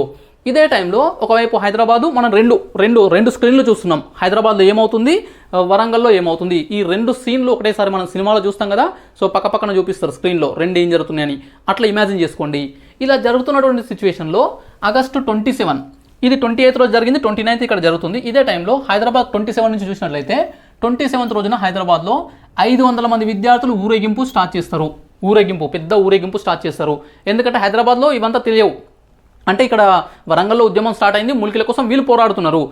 ప్రతి ఇన్సిడెంట్ చేరాలంటే 1-2 డేస్ పడుతుంది టైం. ఎందుకంటే అంత ఈజీగా కమ్యూనికేషన్ లేదు కాబట్టి అప్పుడు 1-2 డేస్ అనేటివి కొంచెం ఆ ల్యాక్ వస్తుంది. అక్కడ ఏం జరుగుతుందో తెలుసుకోకుండానే ఇక్కడ కొన్ని జరిగిపోవడం అనేవి జరిగినాయి ఆ రోజుల్లో. అలాంటి సిచ్యువేషన్లో ఆగస్టు 27న 500 మంది విద్యార్థులు హైదరాబాద్లో ర్యాలీ చేస్తారు. వీళ్ళంతా ఏం చేస్తారంటే అనేక స్కూల్స్ అంటే చాదర్ఘాట్ స్కూల్కి వెళ్తారు, అదేవిధంగా Bhadruka college, science college, commerce college, ఇలా ఒక్కొక్క కాలేజ్ అంటే ఫస్ట్ ఒక కాలేజ్ దగ్గరికి వెళ్తారు. అక్కడ ఉన్న విద్యార్థులను రండి అని చెప్పేసి మనము మలిదశ తెలంగాణ ఉద్యమంలో కూడా చూసాం. 2009-10 ఆ టైంలో. సో నేను ఇంటర్మీడియట్ చదువుతున్న రోజులు అవి. మా కాలేజ్ దగ్గరకు వచ్చేవాళ్ళు. సో ప్రతిరోజు మేము కూడా చూసేవాళ్ళం. మాకంతా ఉద్యమం గురించి ఎక్కువ అవేర్నెస్ లేదు, కానీ ఎస్ఎఫ్ఐ వాళ్ళు వస్తారా, ఏబీవీపీ వాళ్ళు వస్తారా, లేదంటే టీఆర్ఎస్ వాళ్ళు వస్తారా, లేదంటే బీజేపీ వాళ్ళు వస్తారా, ఎవరు వచ్చి ఉద్యమంలో తీసుకుపోతారా, మాకు కాలేజ్ ఎగ్గొట్టొచ్చు అని చెప్పేసి అట్లా ఉండేది ఆలోచన. సో మీరు కూడా చాలామంది అది ఫేస్ చేసి ఉంటారు. సో ఈ విధంగా ప్రతి ఒక్కొక్కరు అంటే ఒక కాలేజ్కి వెళ్తారు, వాళ్ళ దగ్గర స్కూల్ లేదా కాలేజ్కి వెళ్ళి అక్కడ ఉన్న స్టూడెంట్స్ని తీసుకుంటారు, అందులో కలుపుకుంటారు, మళ్ళీ బయలుదేరుతారు. ఈ విధంగా చాదర్ఘాట్ స్కూల్ కాలేజ్కి వస్తారు, అక్కడ వాళ్ళతో యాడ్ అవుతారు, వాళ్ళని తీసుకొని భద్రకా కాలేజ్ దగ్గరికి వెళ్తారు. ఈ విధంగా అంతా కలిసి వెళ్ళే వరకు 1000 మంది తయారవుతారు. ఎందుకంటే అందరు స్కూల్స్ కాలేజెస్ కలిసినాయి కదా. సో ఇక్కడ జరిగిన ఇంకో ప్రాబ్లం ఏంటంటే వీళ్ళలో చాలామంది 5th, 6th, 7th క్లాస్ చదివే పిల్లలు కూడా ఉంటారు. సో వీళ్ళంతా ఉద్యమంలో పాల్గొనేంత స్థాయి కాదు వాస్తవానికి. వాళ్ళ యొక్క ఫిజికల్ అపియరెన్స్ కానీ, వాళ్ళకుండే ఎనర్జీ కానీ, వాళ్ళకుండే మెచ్యూరిటీ. సో 10th ఇంటర్ వాళ్ళు అంటే ఓకే, అప్పటికి కొంత అవేర్నెస్ పెరుగుతుంటుంది. బట్ వీళ్ళు కూడా ఉంటారు చాలా చోట్ల. సో కొంతమంది పార్టిసిపేట్ చేయకుండా కూడా ఉంటారు. ఇదంతా జరుగుతుంది. సో ఈ విధంగా భారీ ర్యాలీ హైదరాబాద్లో జరిగింది 27th రోజున. తర్వాత 29th రోజుకి వచ్చేవరకు ఏమైందంటే వీళ్ళకి తెలిసింది ఆల్రెడీ ఇక్కడ వరంగల్లో విద్యార్థులపైన లాఠీ చార్జ్ జరిగింది అని చెప్పేసి వీళ్ళకి కూడా తెలిసింది హైదరాబాద్లో ఉన్న వాళ్ళకు. సో వీళ్ళు 29th రోజు ఏం చేస్తారంటే హైదరాబాద్లో భారీ ఊరేగింపులు అంటే పెద్ద స్థాయిలో ఊరేగింపులు చేస్తారు. అంటే ఈ ఊరేగింపులో ప్రధానమైనటువంటి నినాదాలు కొన్ని ఉంటాయి. నాన్ ముల్కీ go back, idli sambar go back, గోంగూర పచ్చడి గో బ్యాక్, లేదంటే మద్రాసీస్ గో బ్యాక్ అని చెప్పేసి రకరకాల నినాదాలు చేస్తూ ఉద్యమం చేస్తుంటారు. ఆ తర్వాత ఇది కొనసాగుతుంది, కంటిన్యూ అవుతుంది. హైదరాబాద్లో 30th రోజు ఆగస్టు, 31st ఆగస్టు రోజున కూడా ఊరేగింపులు అయితే కొనసాగుతాయి హైదరాబాద్లో. ఇదంతా హైదరాబాద్లో ఉన్నటువంటి కమిషనర్ కావచ్చు, ఇక్కడ ఉన్నటువంటి వాళ్ళందరూ రాజకీయ నాయకులు, డిపార్ట్మెంట్లు, ప్రభుత్వం అంతా గమనిస్తుంది. అయితే కొంత శాంతియుతంగానే జరుగుతుంది, ఎక్కడ ఇంకా గొడవలు స్టార్ట్ అవ్వలేదు కాబట్టి. సో ఏం చేయాలని వీళ్ళు కూడా ఆలోచిస్తున్నారు. అలాంటి టైంలోనే September 1st వచ్చేసి పండగ ఉంటుంది. సో బక్రీద్ అనుకుంటా. సో ఈ పండగ ఉండడం వల్ల వాళ్ళు ఆ రోజు ధర్నా చేయరు, ఏం చేయరు, ఆపేస్తారు. మళ్ళీ 2nd రోజు అంటే September 2nd ఉంటుంది కదా, ఆ 2nd రోజు మళ్ళీ స్టార్ట్ చేస్తారు. మళ్ళీ ధర్నాలు ఎప్పటిలాగానే బయలుదేరుతారు. అయితే హైదరాబాద్ నగర పోలీస్ కమిషనర్ అయినటువంటి శివకుమార్ లాల్ హెచ్చరికలు జారీ చేస్తాడు. అంటే ఏమనంటే మొత్తం పత్రికా ప్రకటన ఇస్తాడు, పోస్టర్లు అంటిస్తాడు. సో ఈ ఉద్యమం మీరు చేస్తున్నటువంటి పనులు కొంత విధ్వంసకరంగా ఉన్నాయి. సో ఇదంతా ప్రజాస్వామ్యబద్ధం కాదు, దిస్ ఈజ్ నాట్ కరెక్ట్, ఇలాంటి చర్యలకు మీరు పాల్పడొద్దు, ఇలా చేయడం వల్ల మీ మీద కేసులు అవుతాయి, మీ మీద యాక్షన్ తీసుకోబడుతుంది. So don't participate in this activities అని చెప్పేసి శివకుమార్ లాల్ ఎవరైనా హైదరాబాద్ నగర పోలీస్ కమిషనర్ హెచ్చరికలు జారీ చేస్తాడు. ఈయన కొన్ని ఆర్డర్స్ ఇస్తాడు. ఆర్డర్స్ అంటే కొన్ని వార్నింగ్స్ ఇస్తాడు. అంటే పత్రికా రూపంలో ఇస్తాడు, పేపర్లలో వస్తుంది, అదేవిధంగా పత్రికల్లో ఇస్తారు. ఇంకా అప్పుడు ఉన్నటువంటి బస్సులు, కొన్ని వ్యాన్స్ ఉంటాయి కదా, వాటికి మైకులు పెట్టి కూడా హైదరాబాద్ నగరం మొత్తం తిరుగుతూ, ముఖ్యంగా ఈ ఏరియా ఉంది కదా, చాదర్ఘాట్ స్కూలు, భద్రకా కాలేజు, ఈ సిటీ కాలేజు, ఈ కాలేజీలు అన్నీ ఉన్నటువంటి ఏరియా మొత్తం తిరిగి అనౌన్స్ చేస్తారు. అంటే విద్యార్థులారా, మీరు ఈ ఉద్యమంలో, ఈ ర్యాలీలో పాల్గొనకూడదు, ఇలాంటి వాటిలో పాల్గొన్నట్లయితే ప్రభుత్వం చర్యలు తీసుకుంటుంది, సో మీరు అరెస్ట్ అవుతారు, మీ మీద కేసులు నమోదు చేయబడతాయి. సో ఇలా హెచ్చరికలు అనేటివి చెప్తూనే ఉంటారు. ఓకే, సో ఇలా జరుగుతుంది. ఇలా జరుగుతున్నటువంటి సిచ్యువేషన్ సెప్టెంబర్ 2న జరిగింది హైదరాబాద్లో. వరంగల్లో ధర్నాలు చేస్తున్నారు, అక్కడ జరుగుతుంది. బట్ అక్కడ లాఠీచార్జ్ అయిన తర్వాత అక్కడ మామూలుగా జరుగుతుంది, కానీ హైదరాబాద్లో పెరిగింది. ఇప్పుడు హైదరాబాద్ పైన ఫోకస్ వచ్చేసింది. ఇక్కడ మనం వరంగల్లో ఏం జరిగిందో ఇక ఆపేస్తాం, ఇక్కడ వరకు ఇంపార్టెంట్. 28th రోజు జరిగినటువంటి ఇన్సిడెంట్స్ తర్వాత హైదరాబాద్లో ఊపందుకుంది ఉద్యమము. తర్వాత సెప్టెంబర్ 3rd, ఇది వెరీ వెరీ ఇంపార్టెంట్, చాలా ఇంపార్టెంట్ డే. సెప్టెంబర్ 2 రోజు మొత్తము ఊరేగింపులు జరుగుతాయి. శివకుమార్ లాల్ హెచ్చరికలు ఇచ్చినా కూడా వీళ్ళు వినరు. ఎట్లా వింటారు? సో వీళ్ళలో ఉన్నటువంటి ఆవేశం అలాంటిది. సో వీళ్ళంతా తిరుగుతారు, ధర్నాలు చేస్తారు. ఇంకా కొన్ని చోట్ల అంటే కొన్ని స్కూళ్ళు కాలేజీలు ఉన్నాయి కదా, కొన్ని స్కూల్స్ కాలేజెస్లో ప్రిన్సిపల్స్ ఏం చేస్తారంటే వాళ్ళ విద్యార్థులను పంపించరు, తోలియరు. అంటే వెళ్ళొద్దు, ధర్నాలలో వెళ్ళొద్దు, గొడవలు అవుతాయని చెప్పేసి మేము పంపించాం, we don't accept, we don't allow our students to participate in the movement అని చెప్పేసి అంటారు. అలా అంటే వచ్చిన వాళ్ళందరూ కూడా అక్కడ ఉన్న కుర్చీలు, బల్లలు, అద్దాలు, కిటికీలు అవన్నీ ధ్వంసం చేస్తారు. ఇలా హింస పెరుగుతుంది, అంటే వైలెన్స్ వైపు వెళ్తుంది ఈ ఉద్యమము. ఇలాంటి టైంలో సెప్టెంబర్ 3rd వచ్చేస్తుంది. సెప్టెంబర్ 3rd రోజున ఎప్పట్లాగానే ఉద్యమం ఇంకా పెరిగింది. సిటీ కాలేజ్ దగ్గర, అంటే మనం ఇప్పుడు చూస్తున్నాం కదా సిటీ కాలేజ్, హైకోర్టు పక్కన ఉంటుంది. హైకోర్టు పక్కన ఉన్నటువంటి సిటీ కాలేజ్, ఈ సిటీ కాలేజ్ సమీపంలో ఏమవుతుందంటే ఈ విద్యార్థులు అన్ని స్కూల్స్ నుంచి గ్యాదర్ అయినటువంటి విద్యార్థులందరూ కూడా ఎప్పట్లాగానే ధర్నాలు చేస్తూ, సమ్మెలు చేస్తూ, ఊరేగింపులు చేస్తూ, నినాదాలు ఇస్తూ సో పెద్ద ఎత్తున బయలుదేరుతారు. బయలుదేరినప్పుడు ఈ సిటీ కాలేజ్ దగ్గర కొన్ని తోపులాటలు జరుగుతాయి. ఆ కాలేజీలో ఉన్నటువంటి ప్రిన్సిపల్ స్టూడెంట్స్ని బయటకు పంపించాడు. తర్వాత అక్కడ ఉన్న టీచర్స్ స్టూడెంట్స్తో కలిసి కొంత సెక్యూరిటీగా ఉంటారు. సో అదే టైంలో పోలీసులు, అంటే ఇది పెద్దగా జరుగుతుంది కాబట్టి మాట వినలేదు కాబట్టి శివకుమార్ లాల్ ఏం చేస్తాడంటే కమిషనర్ వాళ్ళని కంట్రోల్ చేయమని చెప్పేసి పోలీసులని 100 మంది పోలీసులను అక్కడ పంపిస్తాడు. పంపించడంతోన తోపులాటలు జరుగుతాయి. పోలీసులకు విద్యార్థులకు మధ్యలో కొంత తోపులాట జరుగుతుంది. ఇలా జరగడం వల్ల పోలీసులు ఏంటంటే ప్రభుత్వం చెప్పింది కాబట్టి చేయాలి. అందులో కొంతమంది పోలీసులు అత్యుత్సాహం ప్రదర్శించే వాళ్ళు కూడా ఉంటారు. అంటే చెయ్యమని ఒకటి చెప్తే చేసేది ఇంకోటి కూడా చేసే వాళ్ళు ఉంటారు జనరల్గా, అదొకటి. విద్యార్థులు కూడా అంతే. సో వాళ్ళు చేయాల్సిన ధర్నా చేసే విధంగా కాకుండా కొంత రెచ్చిపోయే వాళ్ళు కూడా ఉంటారు. ఈ 2 కారణాల వల్ల ఏమవుతుందంటే వాళ్ళ మధ్యలో తీవ్రమైన ఒత్తిడి, అంటే వాళ్ళ మధ్యలో ఒక ఫైటింగ్ వాతావరణం ఏర్పడింది. అలా ఏర్పడినప్పుడు వీళ్ళు ఏం చేస్తారు, స్టూడెంట్స్ రాళ్ళు తీసుకుంటారు. రాళ్ళు తీసుకొని పోలీసుల పైనకు విసురుతారు. మమ్మల్ని అడ్డుకుంటారా అని చెప్పేసి పోలీసుల పైనకు విసురుతారు. అలా విసరడంతో కొంతమందికి గాయాలు అవుతాయి పోలీసులకు కూడా. పోలీసులు ఏం చేస్తారు, ఈ టియర్ గ్యాస్ ఇలాంటివి ఉంటాయి కదా, సో ఇలాంటివి వాళ్ళపైన వదులుతారు. ఎవరిపైన? విద్యార్థుల పైన. వాళ్ళని కంట్రోల్ చేయాలని చెప్పేసి. వాళ్ళైతే కంట్రోల్ కారు, కొంతమంది అవుతారు కానీ సో చాలామంది కంట్రోల్ కారు. ఇలా గొడవ జరుగుతుంది. ఇది పెద్దగా జరుగుతుంది, పెద్దగా పెరుగుతున్నటువంటి టైంలో ఇంకొక సంఘటన జరుగుతుంది. అదేంటంటే రాజకీయ నాయకుల ఎంట్రీ. అప్పుడే కొంతమంది కొండా లక్ష్మణ బాపూజీ కావచ్చు, ఇంకొంతమంది ఇతర రాజకీయ నాయకులు అక్కడికి వస్తారు దాన్ని కంట్రోల్ చేయడం కోసము. ముఖ్యంగా కొండా లక్ష్మణ బాపూజీ వచ్చి చాలా కంట్రోల్ చేసే ప్రయత్నం చేస్తాడు విద్యార్థులకు. ఇక్కడ కొంతమంది విద్యార్థులను కంట్రోల్ చేసి వాళ్ళకి నచ్చజెప్పి మీరు ఆగండి, మీరు అలా గొడవ చేయకండి అని చెప్పేసి ఇట్లా ఆపే లోపలనే ఇంకో పక్క వాళ్ళు వెళ్ళి రాళ్ళు విసురుతుంటారు. సో ఆయన ఒక్కడి వల్ల కాదు, అదే టైంలో అనేక మంది వస్తారు. శివకుమార్ లాల్ కూడా వస్తాడు, కమిషనర్. దాంతోపాటు ఇంకా చాలామంది వచ్చేవరకు మనకి ఎప్పుడైనా ఉద్యమంలో చూడండి, ఒక దగ్గర ఉద్యమం జరుగుతుంది. సో ముఖ్యమంత్రికి వ్యతిరేకంగా చేస్తున్నాం, కేసీఆర్కి వ్యతిరేకంగానే అనుకుందాం, జస్ట్ అనుకోండి. వ్యతిరేకంగా, నేను వ్యతిరేకం కాదు, మళ్ళీ సపోర్ట్ కూడా కాదు, ఐఎమ్ న్యూట్రల్. అయితే సో కేసీఆర్కి వ్యతిరేకంగా ఉద్యమం చేస్తున్నాం అనుకుందాం. అక్కడ కేసీఆర్ వచ్చిండు అనుకో, అప్పుడు ఎట్లా ఉంటుంది, ఇంకా రెచ్చిపోతాం. ఎందుకంటే మనం టార్గెట్ చేసిన పర్సన్ అక్కడికి వచ్చిండు. అలాంటి టైంలో ఇంకా రెచ్చిపోయి ఇంకా గొడవ చేస్తాం కదా. అలాంటి సిచ్యువేషన్లో శివకుమార్ లాల్ వచ్చిండు ఇక్కడికి, పోలీస్ కమిషనర్. ఇవన్నీ కూడా ఇంకా పెద్దగా అయినాయి. సో శివకుమార్ లాల్ చెప్పినా కూడా వినరు, ఎవరు చెప్పినా వినరు, తగ్గేదేలే అంటారు. ఓకే, సో ఇప్పుడు సినిమాల్లో ఉంది డైలాగ్, కానీ అప్పుడు వాళ్ళు ప్రదర్శించిండ్రు. ఇలా చేయడం వల్ల మొత్తానికి ఇక కంట్రోల్ అయ్యే సిచ్యువేషన్ ఉండదు. కొండ లక్ష్మణ బాపూజీ కూడా అంటాడు, so this is going another way, ఇది కంట్రోల్ చేసే పరిస్థితుల్లో లేదు అని చెప్పేసి అంటాడు. ఇదే టైంలో దాడి జరుగుతుంది కదా, అక్కడ కొంతమంది సంబంధం లేని వ్యక్తులు, అంటే దారిన పోయే వాళ్ళు, అదేవిధంగా కొంతమంది పనులు, అంటే వివిధ పనులు చేసుకునే వాళ్ళు, వాళ్ళంతా కూడా అటు నుంచి వెళ్ళే వాళ్ళు, ఈ విద్యార్థుల్లో వచ్చి వాళ్ళు కూడా కలిసిపోయి వాళ్ళు కూడా రాళ్ళు విసురుతుంటారు పోలీసుల పైన. ఇలా జరుగుతున్నటువంటి సిచ్యువేషన్లో వీళ్ళు ఏం చేస్తారంటే పోలీసులు గాల్లోకి కాల్పులు జరుపుతారు. అంటే గాల్లోకి అంటే వాళ్ళపైన, విద్యార్థుల పైన పడకుండా ఫైరింగ్ స్టార్ట్ చేస్తారు. ఇలా అయినా భయపడతారేమో అని, కానీ విద్యార్థులు భయపడరు. ఇంకా ముందుకు దూసుకొచ్చి ఇంకా పెద్దగా గొడవ చేసి దాడి చేసే వరకు తప్పని పరిస్థితుల్లో పోలీసులు కాల్పులు చేస్తారు.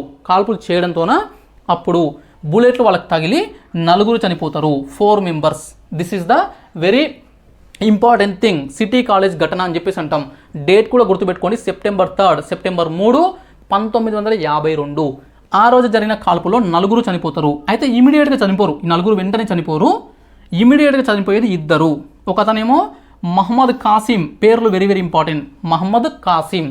రెండో వ్యక్తి షేక్ మహబూబ్ అనే వ్యక్తి చనిపోతాడు. మూడో వ్యక్తి, వీళ్ళిద్దరు వెంటనే చనిపోతారు. ఈ మహమ్మద్ కాసిం, షేక్ మహబూబ్ అనే వ్యక్తి ఇద్దరు చనిపోతారు. తర్వాత 3 రోజులకు అంటే సెప్టెంబర్ 5వ రోజున జమాలుద్దీన్ చనిపోతాడు, జమాలుద్దీన్. ఆ తర్వాత 2 రోజులకు, 3 రోజులకు రాములు అనే వ్యక్తి చనిపోతాడు. అదేవిధంగా 100 మంది విద్యార్థులకు బుల్లెట్ గాయాలవుతాయి. అదేవిధంగా పోలీసులు కూడా పాపం వాళ్ళు కూడా తీవ్ర స్థాయిలో దెబ్బలు తింటారు. అంటే రాళ్లతో కొట్టారు కాబట్టి రాళ్ళ దాడి వల్ల కొంతమంది పోలీసులు చొక్కాలు చినిగిపోతాయి, కొంతమందికి మొత్తం బ్లడ్ వచ్చేస్తుంది. ఈ విధంగా గొడవలు జరుగుతాయి. ఇది జరిగింది. ఇప్పుడు ఏమైందంటే నలుగురు చనిపోయినరు. ముఖ్యంగా ఫస్ట్ 2 చనిపోయినరు. 2 చనిపోవడం వల్ల ఆ 2ని ఫస్ట్ హాస్పిటల్ తీసుకెళ్తారు, ఉస్మానియా హాస్పిటల్కి అక్కడ తీసుకెళ్ళినప్పుడు అక్కడ ఇంకా విద్యార్థులంతా అక్కడికి వెళ్ళిపోతారు. అక్కడ గొడవలు అవుతాయి. చనిపోయినరు అని తెలిసిన తర్వాత ఇంకా ఎక్కువ అవుతుంది ఉద్యమము, ఇంకా ఎక్కువైపోయి ఇంకా గొడవలు అనేవి కంట్రోల్ చేయలేని స్థితికి వెళ్ళిపోతాయి. సో అదే టైంలో మనకు బూర్గుల రామకృష్ణారావు అక్కడికి వస్తే ఆయన కారు కూడా కాల్చి పడేస్తారు. ముఖ్యమంత్రి అసలు నువ్వు ఎందుకున్నావు, నువ్వేం చేస్తున్నావు అని చెప్పేసి ముఖ్యమంత్రి మీద కోపంతో ముఖ్యమంత్రి కారును కూడా కాల్చి పడేస్తారు. అక్కడ ఎవరు వచ్చినా వాళ్ళపైన దాడి చేసే ప్రయత్నం చేస్తారు. ఫుల్ రచ్చ రంబోలో ఉంటుంది. ఇలాంటి సిచ్యువేషన్లో ఆ రోజు గడిచిపోతుంది, సెప్టెంబర్ 3 గడిచిపోతుంది. నెక్స్ట్ డే సెప్టెంబర్ 4 రోజున ఏమవుతుందంటే మళ్ళీ కాల్పులు జరుగుతాయి. హాస్పిటల్ దగ్గర. సో యాక్చువల్గా ఈ చనిపోయిన ఉన్నారు కదా 4 వ్యక్తులు, ఫస్ట్ 2 చనిపోయినారు. 2 చనిపోయిన వాళ్ళని అక్కడే ఖననం చేసేస్తారు. అక్కడే వాళ్ళ యొక్క అంత్యక్రియలు అవన్నీ చేసి పడేస్తారు, బయటకు అప్పగించకుండా. బయటకు తీసుకొస్తే గొడవ అయ్యే ప్రమాదం ఉంటుంది. అప్పుడు ఇక్కడ 40,000 మంది మళ్ళీ ఈ హాస్పిటల్ దగ్గరకు వస్తారు. ఆ 40,000 మంది తొక్కిసలాట, పెద్ద గొడవ జరుగుతుంటుంది. ఇలాంటి సిచ్యువేషన్లో అది కంట్రోల్ చేయలేక మళ్ళీ కాల్పులు జరపాల్సిన పరిస్థితి వస్తుంది. మళ్ళీ 4 మంది చనిపోతారు. అందులో ఒక్కరి పేరే మనకు తెలుసు, అంటే మనకు డేటా ఉంది, విలాయత్ అలీ అనే వ్యక్తి చనిపోతాడు. ఇంకో ముగ్గురు వ్యక్తుల పేర్లు మనకు అవైలబుల్ లేవు, పుస్తకాల్లో కూడా అవైలబుల్ లేవు నాకు తెలిసినంత వరకు. సో ఈ విధంగా 2 రోజుల్లో సెప్టెంబర్ 3, సెప్టెంబర్ 4న నలుగురు మొత్తం 8 మంది చనిపోవడం జరిగింది. సో ఇది ఆ స్థాయిలో జరిగినటువంటి ఉద్యమము. ఆ తర్వాత సెప్టెంబర్ 7th రోజున ఇక ముఖ్యమంత్రి ఏం చేస్తాడంటే సెప్టెంబర్ 7th రోజున మంత్రివర్గ ఉపసంఘం ఏర్పాటు చేసినట్టు పత్రికా ప్రకటన ఇస్తాడు. అంటే అఫీషియల్గా, ఇప్పటివరకు అఫీషియల్గా ఇయ్యలే. 26th రోజు చెప్పిండు, గోవిందరావు దేశపాండేకి వరంగల్ కలెక్టర్కి చెప్పిండు. సో మంత్రివర్గ ఉపసంఘం ఏర్పాటు చేస్తున్నాము, ఈ విషయం బుచ్చయ్యకి చెప్పు అని చెప్పేసి, వాళ్ళ మెంబర్స్ చెప్పు అని చెప్పేసి అన్నాడు. కానీ ఆ రోజే పత్రికా ప్రకటన ఇచ్చి అఫీషియల్గా అనౌన్స్ చేసి ఉంటే ఇంకా బాగుండేది. కానీ అలా చేయకపోవడం వల్ల ఇది గొడవలకు దారితీసింది. అదేవిధంగా వరంగల్లో జరిగిన ఇన్సిడెంట్స్, అక్కడ పోలీసులు చేసినటువంటి దాడి, లాఠీ చార్జీ, దాని ప్రభావంతో హైదరాబాద్లో ఊరేగింపులు, సిటీ కాలేజ్ ఘటన, ఆ తర్వాత మళ్ళీ మలత రోజు అంటే సెప్టెంబర్ 4th రోజున కూడా కాల్పులు మొత్తం 8 మంది చనిపోవడం జరిగింది. ఇది పెద్ద ఉద్యమం జరిగింది 1952లో. ఆ తర్వాత ఈ సెప్టెంబర్ 7th ఇది ఏర్పాటు చేసిన తర్వాత కొంత స్లో డౌన్ అవుతుంది, తర్వాత ఆగిపోతుంది. వాస్తవానికి సెప్టెంబర్ 14, 15 తారీఖు వరకు కూడా, మిడిల్ సెప్టెంబర్ వరకు కూడా ఇది కొనసాగుతుంది. స్లోగా అది స్లో డౌన్ అయిపోతుంది. ఆ తర్వాత సెప్టెంబర్ 9th సెప్టెంబర్ రోజున పింగళి జగన్మోహన్ రెడ్డి కమిటీ, హైకోర్టు ప్రధాన న్యాయమూర్తి అయినటువంటి హైకోర్టు న్యాయమూర్తి పింగళి జగన్మోహన్ రెడ్డి కమిటీ ఏర్పాటు చేస్తారు. పింగళి జగన్మోహన్ రెడ్డి కమిటీ. ఓకే, ఇంతకుముందు కూడా ఒక కమిటీ మనం చూసాం, పండిత్ సుందర్లాల్ కమిటీ అని చెప్పేసి. ఈ కమిటీలు ఒక్కొక్కటి వస్తున్నాయి, ఇవన్నీ గ్యాదర్ చేసుకోండి. మనకు మ్యాచ్ ద ఫాలోయింగ్లో క్వశ్చన్ ఇస్తారు. Pandit Sunderlal committee, okay, Pingali Jaganmohan Reddy committee ఒకటి, జై భారత్ రెడ్డి కమిటీ ఒకటి, ఓకే, గిర్లాని కమిటీ ఒకటి. ఎందుకు వేశారు అని చెప్పేసి ఇంకో సైడ్న మనకు వాటి అంశాలు ఇస్తారు. ఇలా అడగొచ్చు, క్వశ్చన్స్ పాసిబిలిటీ ఎక్కువ ఉంది ఇట్లా, అందుకని గ్యాదర్ చేసుకోండి. ఓకే, పింగళి జగన్మోహన్ రెడ్డి కమిటీ అని చెప్పేసి ఒక కమిటీ ఏర్పాటు చేస్తారు. ఈ కమిటీ అనేక మందిని ఎంక్వైరీ చేస్తుంది. అంటే పార్థసారథిని ఎంక్వైరీ చేస్తుంది, హయగ్రీవాచార్యని ఎంక్వైరీ చేస్తుంది, అదేవిధంగా ఇక్కడ శివకుమార్ లాల్ని ఎంక్వైరీ చేస్తుంది. అందరిని ఎంక్వైరీ చేసి మొత్తం డేటా కలెక్షన్ చేసుకొని రిపోర్ట్ రెడీ చేసుకొని 28 డిసెంబర్ 1952 1952న నివేదిక సమర్పించడం జరుగుతుంది ప్రభుత్వానికి. ఆ నివేదిక, ఆ రిపోర్ట్ సబ్మిట్ చేస్తుంది. అందులో ఏమంటారంటే ఇక్కడ జరిగినటువంటి ఘటన, ముఖ్యంగా హైదరాబాద్లో జరిగినటువంటి ఈ కాల్పులు ఇవన్నీ ఇట్లా జరిగినాయంటే పోలీసులు అండ్ విద్యార్థుల మధ్యలో తోపులాటలు తీవ్ర స్థాయికి వెళ్ళినాయి. అవి కంట్రోల్ చేయలేని పరిస్థితి ఉంది. అదే టైంలో కొంత కమ్యూనికేషన్, అంటే అక్కడ స్కూల్స్ యొక్క ప్రిన్సిపల్స్ కావచ్చు, విద్యార్థులు కావచ్చు, పోలీస్ డిపార్ట్మెంట్ కావచ్చు, కమిషనర్ కావచ్చు, గవర్నమెంట్ బూర్గుల రామకృష్ణరావు ప్రభుత్వం కావచ్చు, వీళ్ళ మధ్యలో కోఆర్డినేషన్ మిస్ అయింది. అదేవిధంగా సో కంట్రోల్ చేయలేని పరిస్థితిలో, తప్పని పరిస్థితిలో హెచ్చరికలు జారీ చేసిన స్టూడెంట్స్ వినిపించుకోకపోవడం వల్ల కాల్పులు చేశారు. సో అందులో చనిపోయారు. సో ఇదంతా కూడా విద్యార్థులు కొంత అత్యుత్సాహం ప్రదర్శించడం, సో వాటి వల్ల జరిగింది. సో ఏదేమైనా ఇది దురదృష్టకరమైన సంఘటన, ఇలా జరిగి ఉండాల్సింది కాదు, ఎందుకంటే 8 మంది చనిపోవడం కూడా so that is not a good thing. So అయితే ఇలాంటి సంఘటనల వల్ల సో ఈ చనిపోయిన వాళ్ళకు నష్టపరిహారం చెల్లించాలా వద్దా అనేది ప్రభుత్వం తీసుకోవాల్సిన నిర్ణయము. సో ఒకవేళ ప్రభుత్వం వాళ్ళకు ఆదుకోవాలి, వాళ్ళు చేసింది కారణం ఏదైనా, వాళ్ళ తప్పున్నా ఒప్పున్నా ఇలా జరగడం వల్ల వాళ్ళు నష్టపోయింది అనుకుంటే ప్రభుత్వం వాళ్ళపైన ఏదైనా అంటే వాళ్ళకు ఉపశమనం రిలీఫ్ కల్పించడానికి ఏదైనా ప్రకటించవచ్చు అని చెప్పేసి కూడా ఇలా కొన్ని రకాల ఇన్ఫర్మేషన్ అదంతా ఇవ్వడం జరిగింది. సో ఇది Pingali Jaganmohan Reddy committee. Okay, Pingali Jaganmohan Reddy committee. అయితే వాళ్ళు ఏం చెప్పిండ్రు, అందులో నివేదికలు ఏముంది అని ఎగ్జామ్లో ఏం అడిగారు, ఆ కమిటీ ఎందుకు వేశారని చెప్పేసి రెగ్యులర్గా అడుగుతున్నారు, అడిగే ఛాన్స్ ఉంది ఇది. అయితే ఈ ఎంక్వైరీలో భాగంగా మనం ఆల్రెడీ డిస్కస్ చేసాం కదా ప్రీవియస్ క్లాస్లో, పార్థసారథి, హయగ్రీవాచారి వీళ్ళు ఉన్నారు కదా main characters in Warangal. So వాళ్ళని కూడా ఎంక్వైరీ చేస్తే వాళ్ళు ఏం చెప్తారంటే, సో జనరల్గా ఎవరైనా నువ్వైనా నేనైనా సో నాది తప్పు లేదు, నాదే కరెక్ట్ అన్నట్టు చెప్తారు. అందులో భాగంగా పార్థసారథి ఏమంటాడంటే, ఈ హయగ్రీవాచార్య ఎవరైతే ఉన్నారో ఇతను కాంగ్రెస్ కార్యదర్శి, అతను ఏం చేసిందంటే 2 టీచర్లని, ఆయనకు నచ్చినటువంటి టీచర్లను రికమెండ్ చేసి ఆయన చెప్పిన ప్లేసెస్కి నన్ను ట్రాన్స్ఫర్ చేయమని అన్నాడు. అయితే నేను చేయలేదు, అలా చేయకపోవడం వల్ల నా మీద కక్షగట్టి సో ఉపాధ్యాయులను వాళ్ళ ద్వారా స్టూడెంట్స్ను రెచ్చగొట్టి సో నా మీద దాడి చేయించే ప్రయత్నం చేసి ఇవన్నీ చేసిండు, దాని పరిణామాలే, దానివల్లనే ఇదంతా జరిగింది అని చెప్పేసి అతను వాదిస్తాడు. అతను చెప్తాడు రిపోర్ట్ కమిటీ పని వాళ్ళు చెప్పింది తీసుకోవడం, వెళ్ళిపోవడం కమిటీకి. హయగ్రీవాచార్యని ఎంక్వైరీ చేస్తే హయగ్రీవాచార్య ఏమంటాడంటే, ఈ పార్థసారథి ఎవరైతే ఉన్నారో ఇతను నాన్ముల్కి, ఓకే స్థానికుడే కాదు, దొంగ సర్టిఫికేట్ మీద ఇక్కడికి వచ్చి స్థానికుడుగా ఉన్నాడు. సరే ఉండిండు. సో మొత్తం ఆయన ఆ స్కూల్స్ పైన, అంటే ఇంకా ఆయన పనిచేసే స్కూల్స్ కాకుండా ఇతర స్కూల్స్ పైన కక్ష కట్టిండు.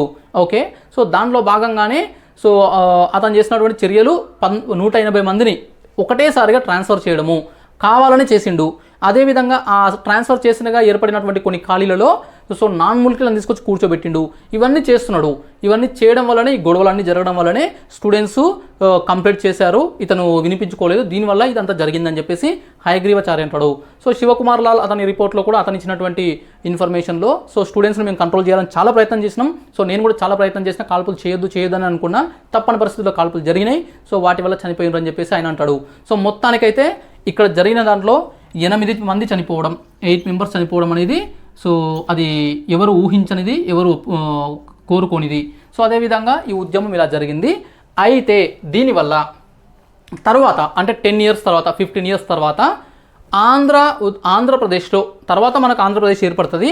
ఏర్పడిన తర్వాత తొలి దశ తెలంగాణ ఉద్యమం 1969 ఫస్ట్ ఫేజ్ తెలంగాణ మూమెంట్కి ఇది ఒక ప్రేరణ ఇచ్చింది, అంటే ఇది కొంత ఇన్ఫ్లుయెన్స్ చేసింది. ఓకే, ఎందుకంటే మోటివేట్ చేసింది, ఎందుకంటే వాళ్ళకి అప్పటికే జస్ట్ ఫ్రెష్గా ఉంటుంది. మనకు ఒక ఇలాంటి సంఘటన జరిగితే 20-30 సంవత్సరాలైనా మన కళ్ళ ముందు కదులుతుంటుంది, ఫ్రెష్గా ఉంటుంది. అందుకే సో 1952లో జరిగినప్పటికీ 1969 మూమెంట్లో కూడా సో దీని యొక్క ఇంపాక్ట్ అనేది కనబడుతుంది. అప్పుడు ఇంకా పెద్ద ఉద్యమం జరగడానికి కారణం కూడా అయ్యింది. This is about 1952 Mulki movement. Okay, ఇది ఈరోజు క్లాస్. నెక్స్ట్ క్లాస్లో మనం డిస్కస్ చేస్తాము తర్వాత రాజకీయ పరిణామాలు, అంటే ఆంధ్ర స్టేట్ ఎట్లా ఏర్పడింది మద్రాస్ నుంచి, ఆ ఆంధ్ర స్టేట్ ఏర్పడింది, మరి వారు ఊరుకోవచ్చు కదా, ఎందుకు తెలంగాణని కావాలనుకున్నారు, ఎందుకు తెలంగాణతో కలిసి ఆంధ్రప్రదేశ్ రాష్ట్రం ఏర్పడింది, అసలు పెద్ద మనుషుల ఒప్పందం అంటే ఏంటి, అందులో ఎవరున్నారు, ఇలా చాలా ఉన్నాయి. అన్నీ చెప్తే ఇదే ఇంట్రెస్టింగ్ ఉండదు. సో ఇంకా చాలా ఇంట్రెస్టింగ్ అంశాలు నెక్స్ట్ క్లాస్లో ఉన్నాయి. ఓకే, క్లాస్ నచ్చింది అనుకుంటున్నాను. Thank you so much.